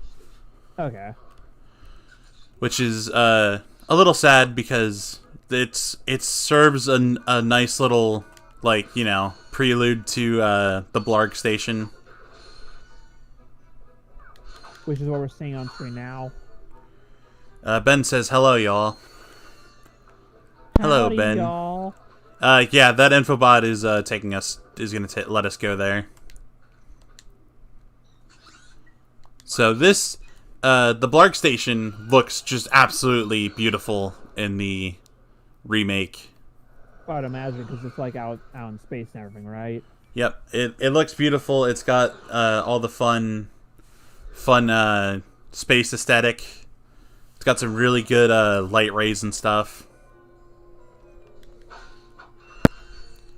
So we have 3 things that we got to do here on good old Blarg Station. And first one. Oh, you can get one of the most useless guns in the whole game here. What does it do? It is called the Taunter. And What? it plays sounds. And it makes the enemies run up at you, so you have to kill them. If I remember correctly, they run away from you. Okay, that's funny. Is that it right now? Yeah, that's it on stream before I go and start unlocking Trespasser Puzzle. So now we get to play as Clank, who is one of my favorite people. I asked James if he wants to join. He says, "No thanks. I'm still a little weak from a colonoscopy." How is he still weak if it got done at like 10 a.m.? I didn't even know he got a colonoscopy. Oh, he never told you? Why does he need a colonoscopy? He's 22. Yeah, he has. You're supposed to get it done when you're 40, so he has 12 more years. Or no, not 12. 18? Math's not my strong suit. Yeah, 18. Yeah, he's got 18 more years. He doesn't need it done. James, what is wrong with your body?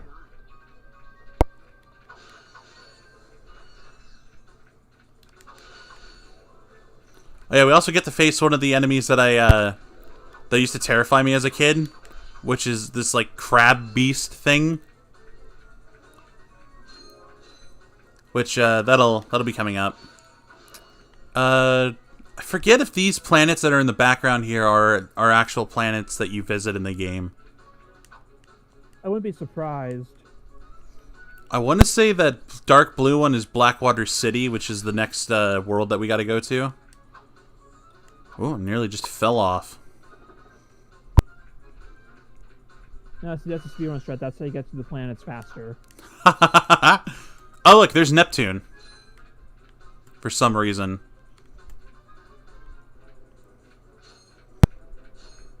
Yeah, when I was blue one's called Your Arsenal. Get it? That's the turquoise one. Get it right. We can't get the gold bolt that's up here yet, which is disappointing. Because we got to go pretty late in the game. Is Blarg Station like one of the last levels? Blarg Station is one of the early levels. We have a lot yet. Oh, okay. Because I think there's... it won't tell me here. I'll have to actually go into the ship. Well, I was wondering if like you just go here now for a little bit and then you come back later in the game. Yeah, you come back to get the bolt. Jesus says that he subscribed. Thanks for the subscription, Jesus. And welcome to Space Chris 7's Comedy Power Hour with William. Also, it was not intentional that both of us have the word space in our names. That just kind of happened. I don't know when you made your YouTube account. Mine was made in like 2008. I had another one, but I just used this for as my username for a couple of years at this point. So, like, I'm just gonna make this my new account for everything. Oh yeah, I should have mentioned. These are the gadget bots. They, attack enemies for you. Like the giant crab beast.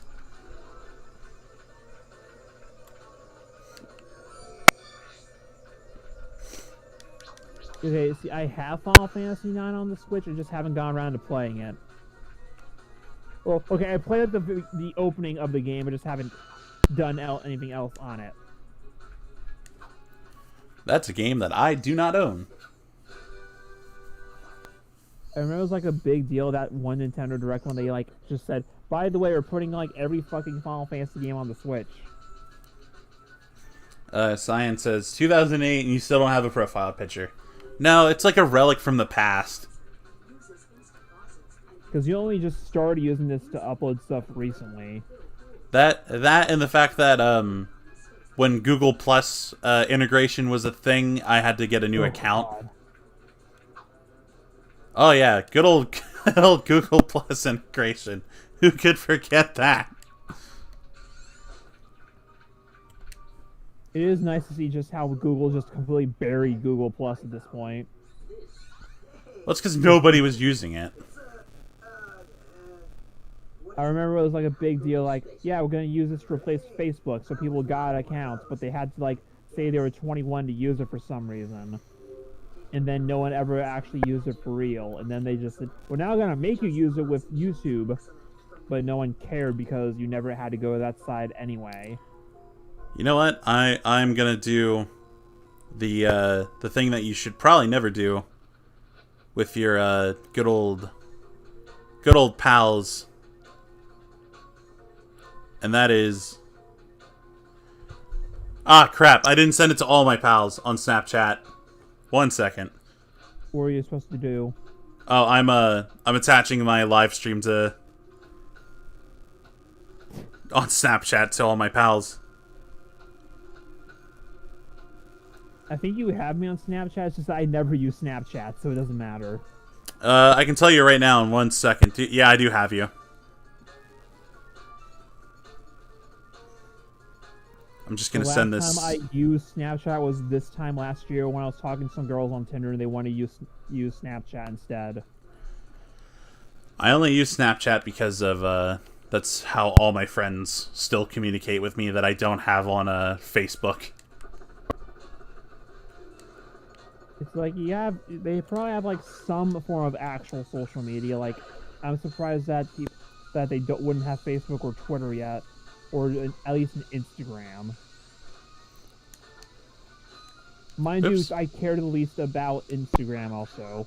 Like of the big three, that's the one I care the least about because it's just pictures and it's just phone. Oh yeah, I forgot. So if you use the taunter, they just taunt at you.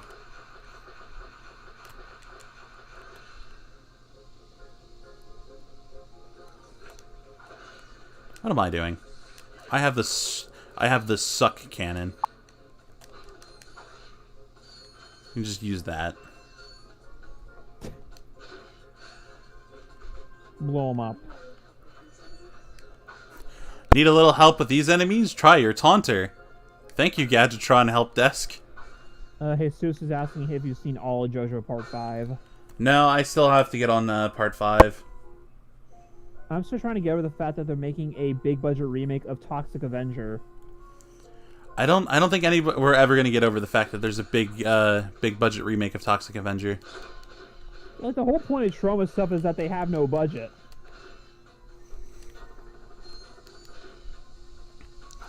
Jesus said, "Where's my super suck?" Yes, I agree, but I don't get to use that until very late in the game. And by very late, I mean I completed the game once and unlocked the gold. Well, no, I don't have to beat the game. I know where the super secret gold weapons room is.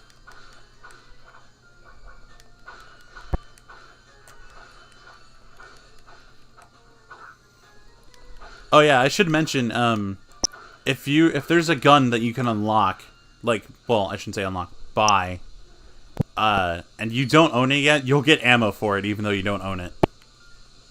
Nice. I don't know why it's like that. I guess long games you have it when it's time. Well, the issue is even if you get the ammo for it, you don't get to use the ammo doesn't count. Uh-oh. So you don't even get to keep it. Which is it's stupid. So you collect it and then it just goes away immediately. Yep. I mean, I guess either way it would just be lying on the ground otherwise. No, you're supposed to taunt me. Yo, they're releasing the Klonoa soundtrack on vinyl soon. Ooh. Yeah, Klonoa Door to Phantom OST 2X LP set, pressed on 2 different variants, featuring new art by Drew Eyes. The vinyls are like a... Hey, my one friend Gabe is watching. Hi, Gabe. Two different green ones. Yeah, we got one, baby. Oh yeah, these are the this room here is the crab monsters that I'm talking about. Ow. That I wasn't paying attention to and just got hit by. Jesus said he has one thing he wants to share, and he hasn't shared it yet. Keyword, yet. Ah. Okay, so what are these enemies here? Because they look like some wacky bullshit. They're like crab things. I don't exactly have a good answer as to what exactly they are. In my English class, we had to do an analysis about a video on YouTube about movies or TV scene. One student actually did a report on James's Clone Wars Season 7 review. Nice. And it was genuinely neat. There you go, James is changing lives. Well, if James was here, he would know about it, but, you know. Okay, you know, I'm gonna screenshot that and send it to him on Twitter then. You need to accompany the... You need to accompany that on Twitter with, see, you should have joined. I mean, I understand why you'd be weak after getting a colonoscopy, but also, Ow. you're 22. Why are you getting a colonoscopy? Is something wrong?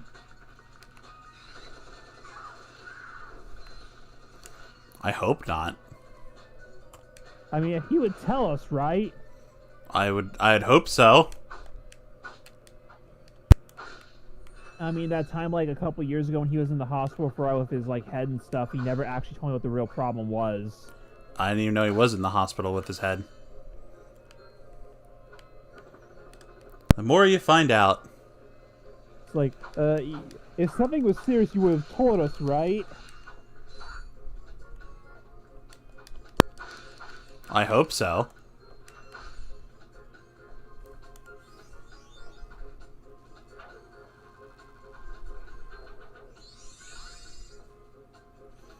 Gabe says Ratchet and Clank was a shit. Same, dude. Is he watching, like, on Snapchat or something, or... He's watching the stream because I sent the link through Snap. Okay, he probably just isn't using chat then. Oops.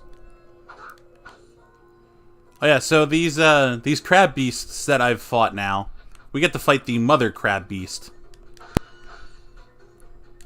You attack its weak point for maximum damage. It doesn't have a weak point. Its entire body is the weak point. Good.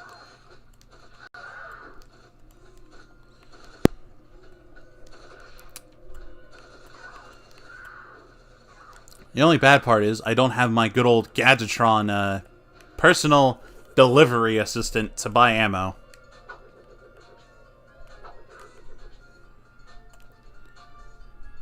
Hey, pal.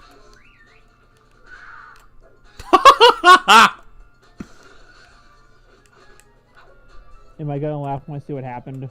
I don't know if you can see it clearly on stream with the one crab thing got attacked by another crab. Oh, okay.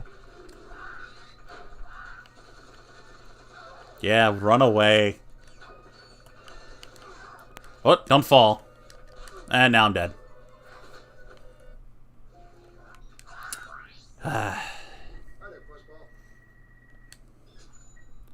Might as well buy ammo. I keep forgetting I own a flamethrower.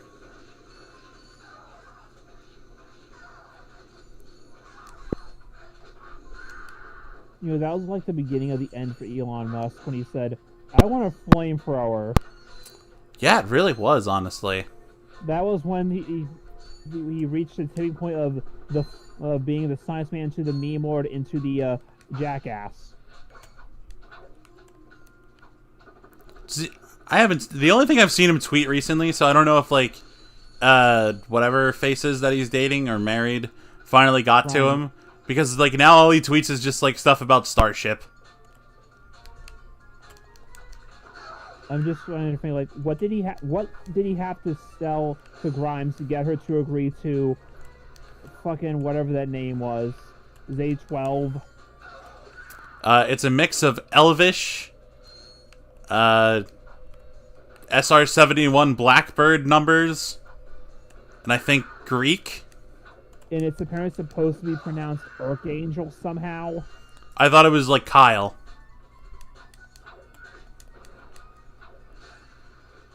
Just, I don't know.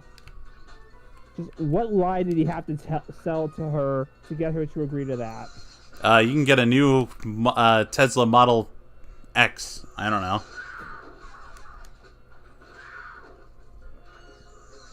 Grimes is a gamer. She would never do this. I mean, I wouldn't sell out for a Tesla Model X or S or whatever Jenny's up to now.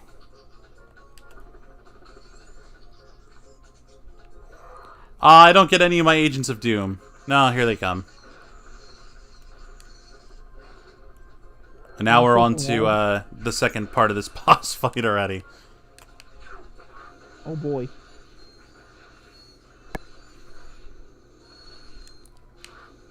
You call them crab monsters? I get more like a Loch Ness monster type thing out of this. I only say crab because of the little legs. Okay. Go, my agents of doom! There's one stuck under it. Never mind, it exploded.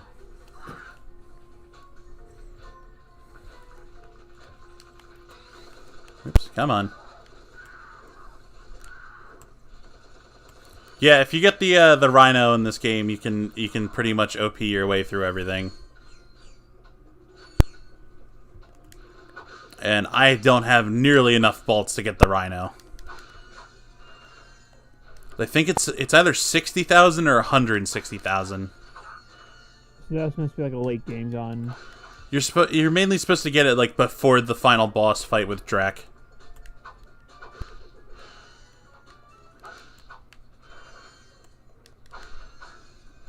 Alright, now, let's go buy my grind boots. They're like Stan Smith's rocket boots. Or, excuse me, rocket boot. Oh, right, because it was 2002, so everything had to be extreme and have grinding in it. Must have let the cages open again.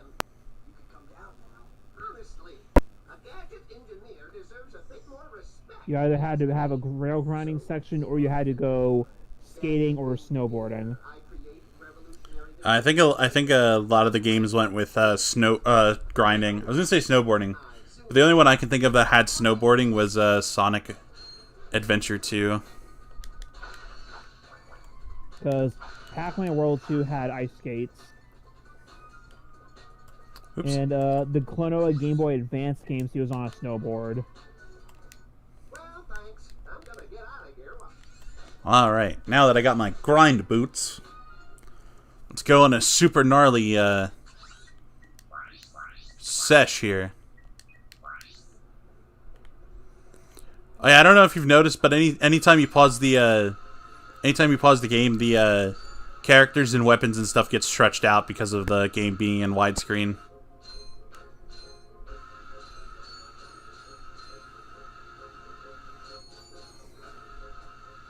Oh, is it not like true widescreen? It's just stretched. Okay. Also, you can do this! And get stuck on the wall for a brief second. I'll do this with my hands. Alright, we have one more thing to do on Blarg Station. Which is, like, the craziest thing ever. What do you have to do? So when the story... Yeah, the story. When the stream gets updated, we're gonna go blow up a spaceship. Nice. Namely, that one that's on screen.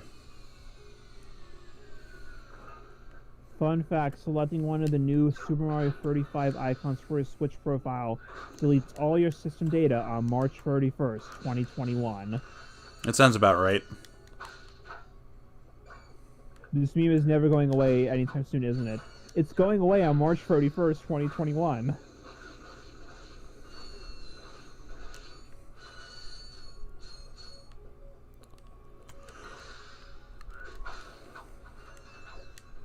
Ow. That You know hurt. that the for Mario Maker for the original Wii U, the online feature will be disabled on March 31st as well. No, I did not know that. Which, mind you, who's still playing Mario Maker 1 anymore because of 2. But at the same time, it's like, why is everything Mario ending March 31st?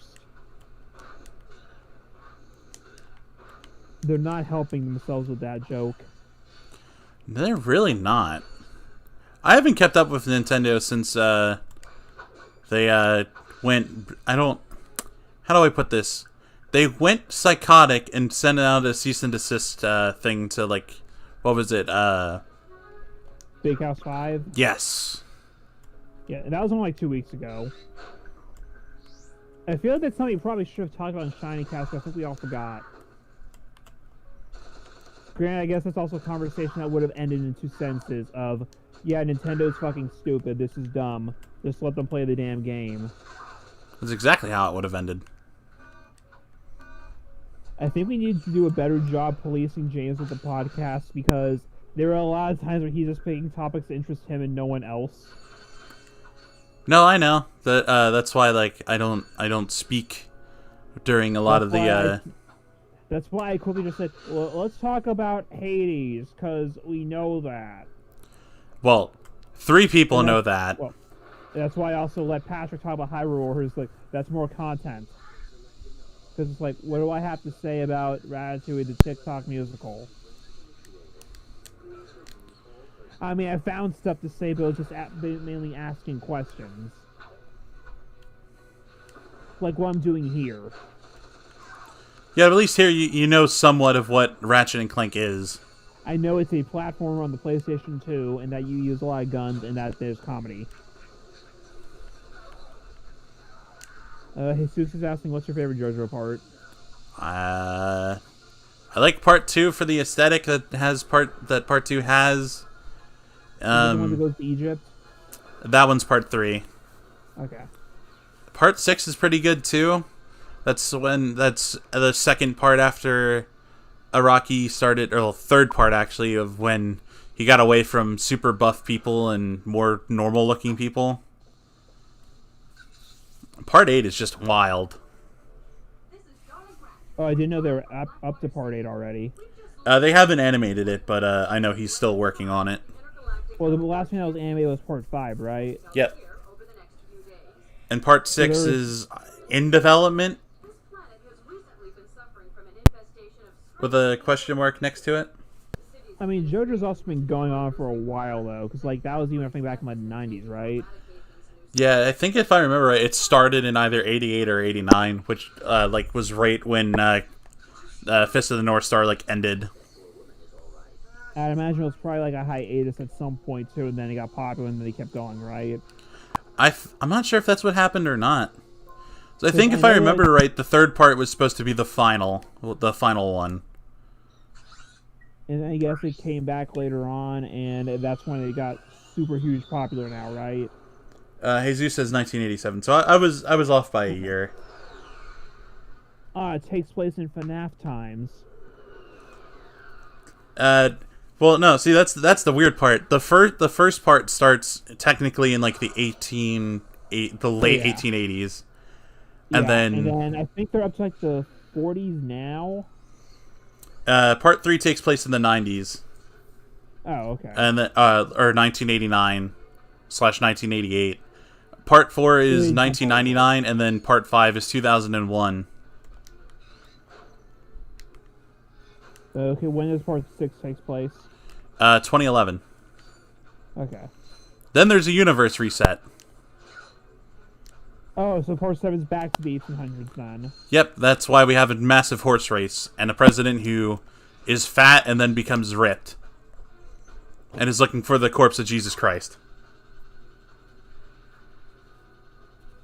You know, part of me wants to watch JoJo, but at the other times I just hear stuff like that. It's like, whatever vision I have in my head will never live up to the actual show. Or the show never live to what's in my head. That's why I'd recommend reading Part 6 and stuff first before they animate it, because Part 6 is pretty wild. Part 8 is even more off the rails, and then Part 8 is just nobody knows what's going on in Part 8. Well, like, if I do start watching, I should start Part 1 by default, right? Yeah, Part 1 is only 10 episodes. Okay. Part 2 makes up the rest of Season 1, and then Part 3 is all of Season 2, and so on. Jesus is asking if it's fine if a newbie can start with Part 7.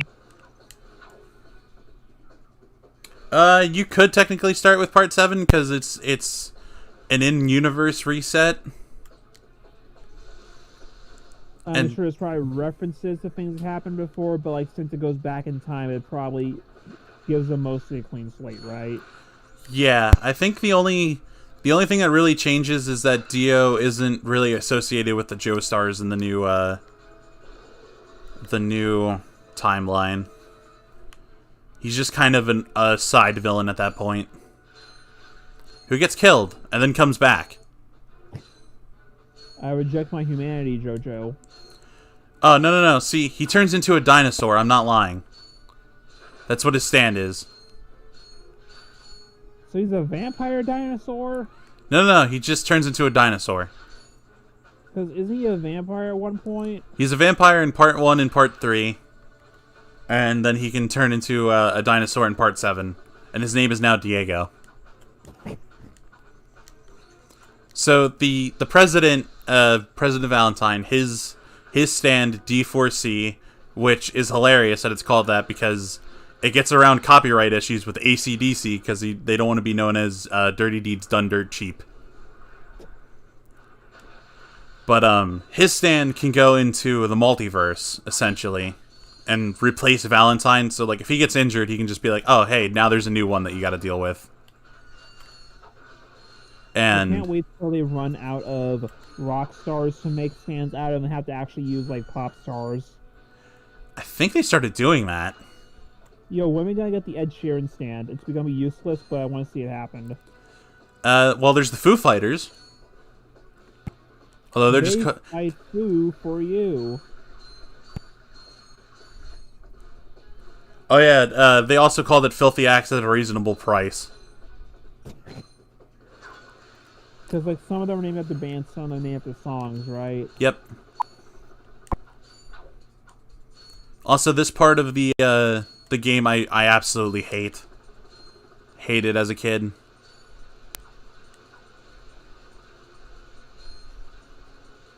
I saw the water rising there a little bit. Does that play into it? Yep, you gotta escape before the water rises completely and you drown. So it's kind of like a crash chase section, except you're facing behind you instead of in front. Yep. And the worst part is that the water keeps rising, so if you're slow, you're doomed. Oh yeah, it looked like the rubber band there for a little bit. Alright, hopefully I have enough oxygen to get through this section.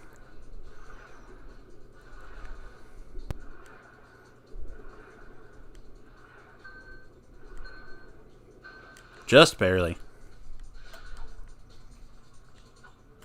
So yeah, this is another one that we'll have to come back to at a later date. Well, your oxygen just like looks like it just runs out like nothing after a little bit. But now we're over here. Like when the oxygen runs out, you just immediately die, or is it like a banjo kazooie thing that it runs out and you start losing health? No, you still got the water gun. You just drown. Okay, so you just die immediately. So like Mario 64. Yep. Which is because Mario 64, it's just the same meter as your health meter. Which is always hilarious, because then, like, if you just take damage in Mario 64, you just jump in a lake and come back out and you're perfectly fine. Because the health meter is your drowning meter, so if you jump into, like, a body of water with, like, half health, it assumes that meant the game thinks, oh, you lost half of your life because you were drowning. So when you resurface, it refills because it thinks your air is going back up. So you can just get punched by a Goomba, just jump right back in the water and come back out, and you're back to full health. To answer Jesus' question, yes, I do believe Ratchet was played by James Arnold Taylor. Yeah, he said he played him in the movie too. Yeah, I think Ratchet and Clank were the only two voice actors that actually reprised their roles. I mean, I guess the most important voice actors should be the ones to do that. You grease the hinges and the door opens. Captain Quark. What's that? It's Ratchet and Clank, Captain. You know, from the Oh, yes, I know who you are. You do? Yes, and thank the galaxy you found me. Huh? There's an awful plot being hatched to destroy our planets. Ratchet. He knows. Great. Does that mean we can go hoverboarding now? My friends, we're all in grave danger, and I believe that together we can put a stop to this madness. Together? Yeah, I'm just gonna skip this this cutscene because it What makes one man toil? it just leads it to the info bot. Is it strength, compassion, determination, or just pure blind luck? Wise men through the ages have struggled with that very question. But Captain Quark knows the secret. I will always love Captain Quark's Rescue more damsels in distress and save more civilization. cutscenes because in the third one he has he made like a thing that's called like how to infiltrate a secret base on an underwater planet, Quark's secret base. Can you quickly and it's just all hand drawn. found a convention? Can you quickly quote? Can you quickly quick? Oh, just make your way through the defenses to the center of the base. Prove yourself. Learn the secret and earn your place in galactic history.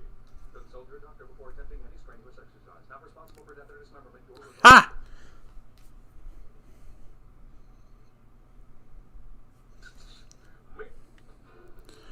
Alright. You don't have to do the hoverboard thing. I'm going to do it anyway because there's a lot more bolts that we can get.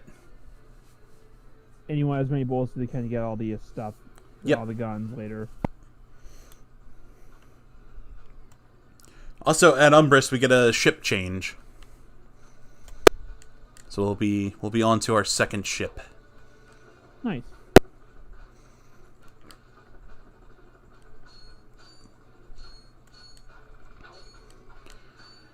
Oh yeah, here's the tank that's in this room. You can unlock not an achievement, a skill point if you kill it with the Morpho Array. Which I forget if it turns them into sheep or not in this game. I think it turns them into ducks.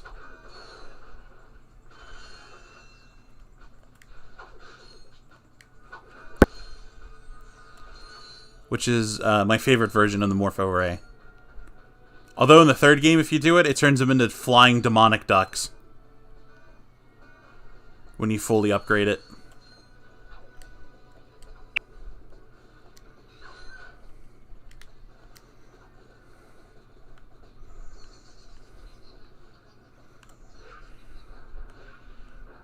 Beautiful. So, you ever seen a picture of like the toad with the really long, realistic human legs? I have not. Oh, But I well, think I the know what guy you're who talking made about. The guy who made that picture said, "Yesterday I posed myself a question, a very simple question, and that question was, what if NBC Hannibal did the Sonic Adventure pose?" Oh, God. So he drew Hannibal Lecter from the NBC show doing the Sonic Adventure pose.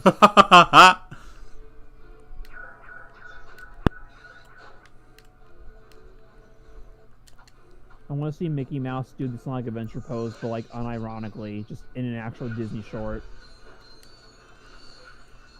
Did you know that there's a Disney short that's called Mickey Mouse Goes to Vietnam? Yeah, that was back in like the 70s, right? I think it was just- actually 69. It was something weird like that. Like, and he just like he walks off the plane, just immediately gets shot, right? I think he's in the jungle and then he just gets shot. It's something weird like that. I didn't get to look at it though.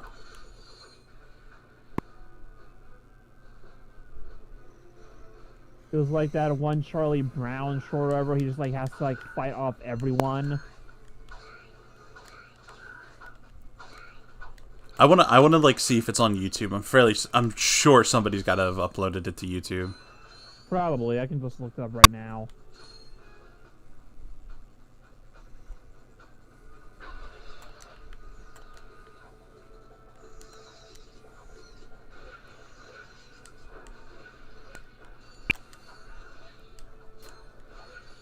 Yeah, it has been updated. It has been uploaded. Excellent. I'll have It's to a watch it minute then. long. So how's everybody in chat doing? For everybody that's still here.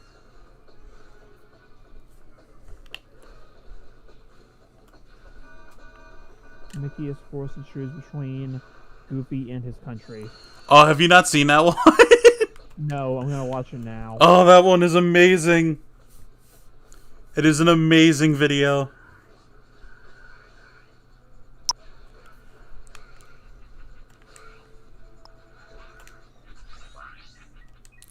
Yep, give me the mind glove.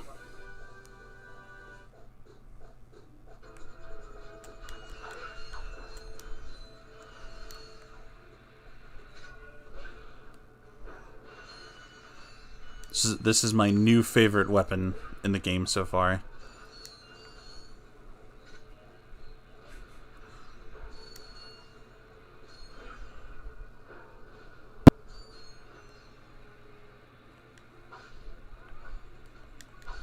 Oops. And nearly just died.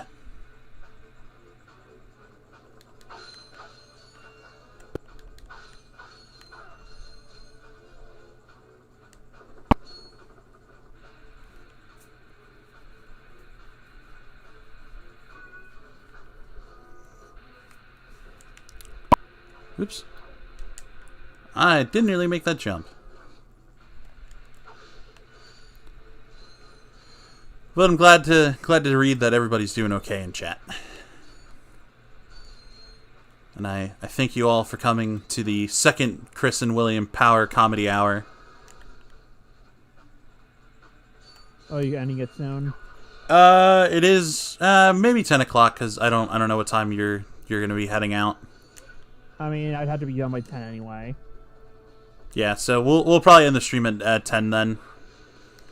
I mean, if we want to end it around 9:30, that'd also be nice. Yeah, we can do that. Yeah. I'm sure all 5 of our viewers, all 3 of our viewers, 2 of them were us. Yeah. You know, people probably would have joined if James did join. Oh, rip ya a new one. Alright, how much? Yeah, it's 150,000 for the Rhino. AKA the most OP gun in this whole game. It's like the BFG, basically. Yes. If I remember correctly, it fires 10 rockets at a time.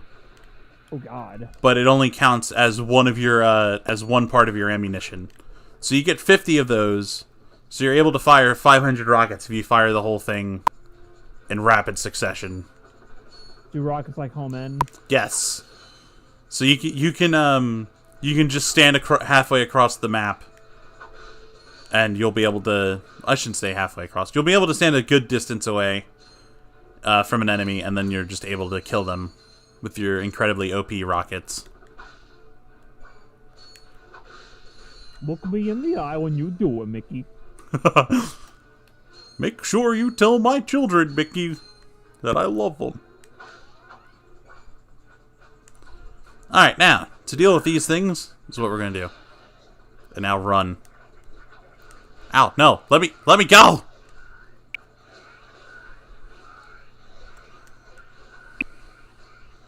Did he do it?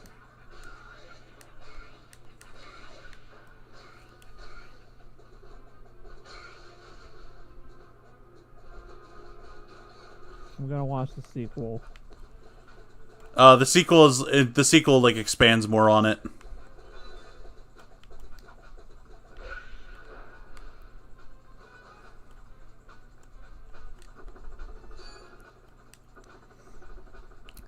Hey Zeus, to answer your question, there probably at some point I gotta like figure out what I'm gonna talk about next. For the next Chris Talks, I'm thinking something related to motorsports. Just due to everything that happened yesterday and the amount of safety that has come a long way. Oops, I don't want that. We'll move that there. He did it. He killed Goofy.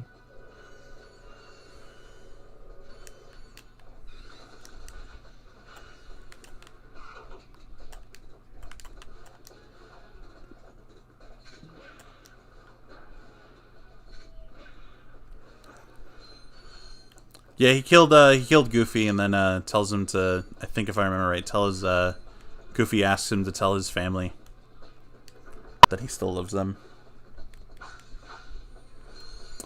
Oh yeah, I've been meaning to talk about Fist of the North Star. It's just I don't know exactly what to talk about with Fist of the North Star because there's a lot of segments in that are just very spoilery. Still, That's like the problem. Like, there's like a bunch of stuff I want to do videos on, but it's like, well, what am I doing the video on specifically? Like, what am I saying? Like, am I just reviewing it or what? Yeah, that's the problem that I'm facing with trying to figure out what I want to do with Fist of the North Star. It's like I want to talk about Creature from the Black Lagoon, but what do I talk about with Creature from the Black Lagoon to just review the movie? Because that's been done a million times probably. What can I say about it? I don't know Like, how many people back have. when- Go ahead, Will. North Star, What's up? and there you go. I think the problem with Fist of the North Star for me is that it's just I don't like. You can't really talk about just Kenshiro without bringing up like a multitude of people that he's killed, and then spoiling, that he kills them. I mean, I guess you could also just make it like put the spoiler warning that you don't watch if you haven't seen the show. Yeah, that's probably what I'm gonna end up doing because I still gotta type it out,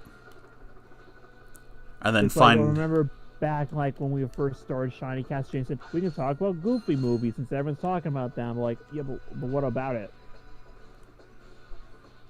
And then we ended up not doing it because of that. Like, what are we saying about it? Oh yeah, I remember.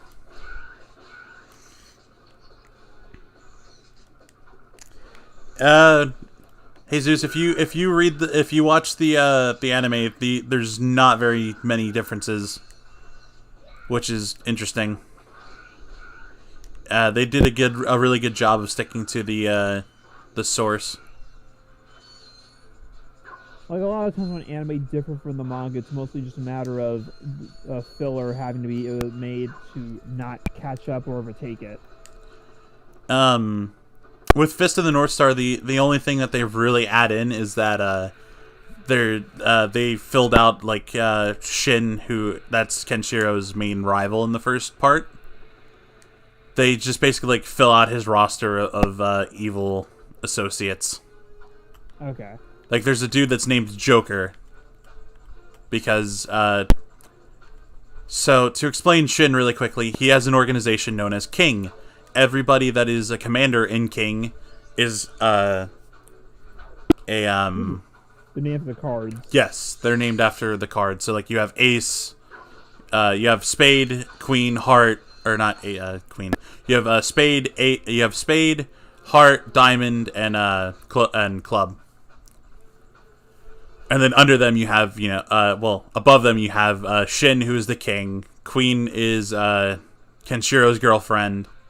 And that Shin stole, and then you have There should be a Jack and a Joker. yeah, Jack is I think I forget who Jack is, and then Joker is this just really weird dude, not like Batman Joker weird. He's just weird in that he's able to teleport, Oh. and he still dies. Yes. He no, take me back up there. Take me home, country road. Yes, Jesus. He plots to. Well, I shouldn't say he plots to. He literally tries to kill Kenshiro in front of Yuria, so that way Yuria loves him. It's weird.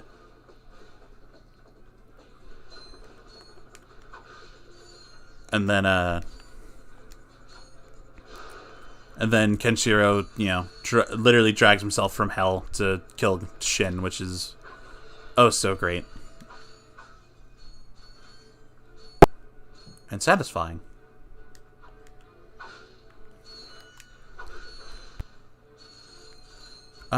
Yeah, I know. Yeah, Joker is an anime only character. I'm trying to think of some of the other ones. There's some other gang members that are called like the Scorpions and stuff. They're anime only. But it's mainly because Shin's arc in the actual manga is just so short that they did it to fill out the roster. So apparently Nintendo added the ability to transfer screenshots from your Switch to your phone via QR codes. Ooh, That's neat. took them long enough.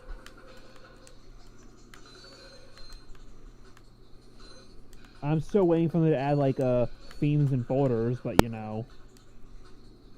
Why would they do that? Well, the Wii U and 3DS have had them already in the past multiple times, so Why would they do that? Because it makes sense, which is why they're not going to do it. I missed a speed boost. Or did I? I genuinely can't tell. It's like a lot of the stuff with the Switch is very basic and like it works, but it's like it could be better organized. Every time I launch my Switch, it just feels too simplistic. Yeah, that's the thing. It's like if we could have folders, we could like organize like, oh, these are all the games by. You can make like one for just games by Nintendo, games that you download the eShop, physical games you have. Like you just organize them better on your own regard, and looks like way better than some of this massive list of stuff.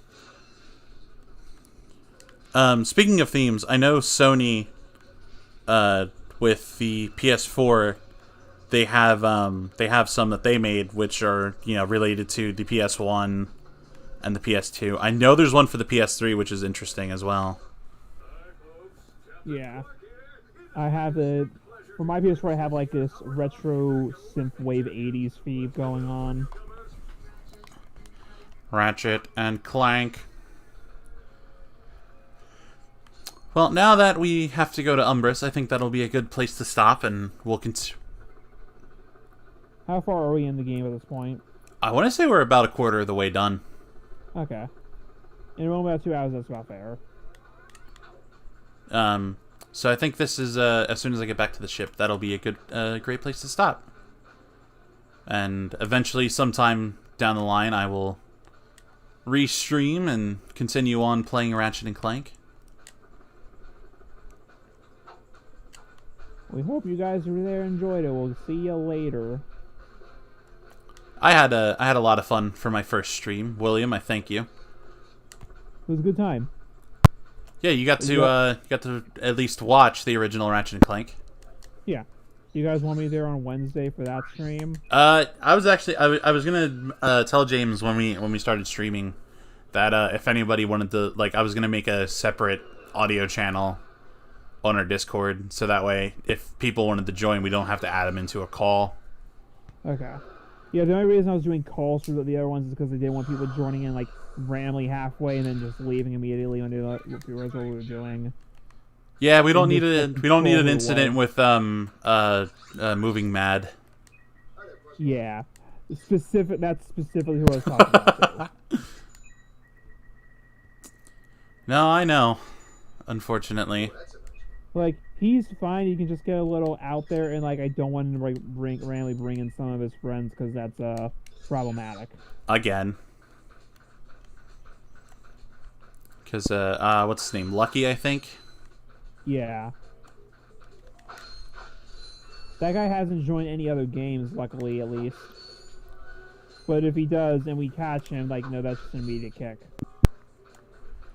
That's what I found weird, was that he brought him in, and then that was he only played Among Us once, which I found weird and interesting. I'm wondering how like Triforce even got, because I didn't actually give Triforce the link at first either. I think maybe like Jaleesa gave it to him or something. James. Oh, okay. So before we effectively sign off. Oh, I thought we already signed off. Oh no, not yet. But it's not like anybody is going to be watching that anyway. True. So I thank you all for coming. I should have said that the stream's ending soon. Well, oh, yeah. no, I was recording apparently, too. That probably destroyed all my system data. Maybe that's something to do with the audio quality. That might have actually. We'll see how Wednesday goes. Yeah, because Wednesday I'm not going to record it. So, everybody who's still here, I hope you all had a wonderful time, and we will definitely do this again, probably another day. I don't know when. Yeah, I'm just saying, like Wednesday. We know what Wednesday's happening. I don't know when next I'm gonna want to do another stream again because like I did like how many this weekend? A lot. I mean, granted, you know, the holidays coming up. It's like fun to get everyone together. I think with the next one though, the next time we play Cards Against Humanity, I think I'm gonna stream that one. One of these days, I'll get back to making actual content besides just the streams. And I might actually go back and continue work on my good old Last Among Us video that I still haven't finished. Oh yeah. Do you want me to give like the footage for like that other stream we did with like Bryce and everything later? Yeah. If you want to. So you can see my side of that time villager just killed me immediately. Okay, can I actually play the game this time? No. My favorite one though was Ellie caught on that I was doing the Simon Says thing, and Villager came in, killed Ellie, and then tried to immediately run away. Not realizing that I was under Ellie. So thank you everybody for tuning in. And since she like did that so she could stack for you, so if anyone tried to kill you, okay. Yeah, that's a cool strategy. I like that. I'm trying to remember if I think I said immediately after I reported the body, I was like, Ellie, I thank you for your sacrifice. But I like that. We should do stuff like that more often. Oh, when it was me and my one coworker Jose that would play with us, me and him would do stupid strategies like that all the time. Like I saw, like there was people who were like they would both wear the same mask just so they could do stack traps. My favorite one was me and him. We just hid in the cafeteria on Skeld, and just stood there the entire game. Just stand at the top of the cafeteria because no one ever goes there. Yeah, we stood there, and then somebody came and killed me, and then that's how we figured out who the imposter was. Because whoever goes up top.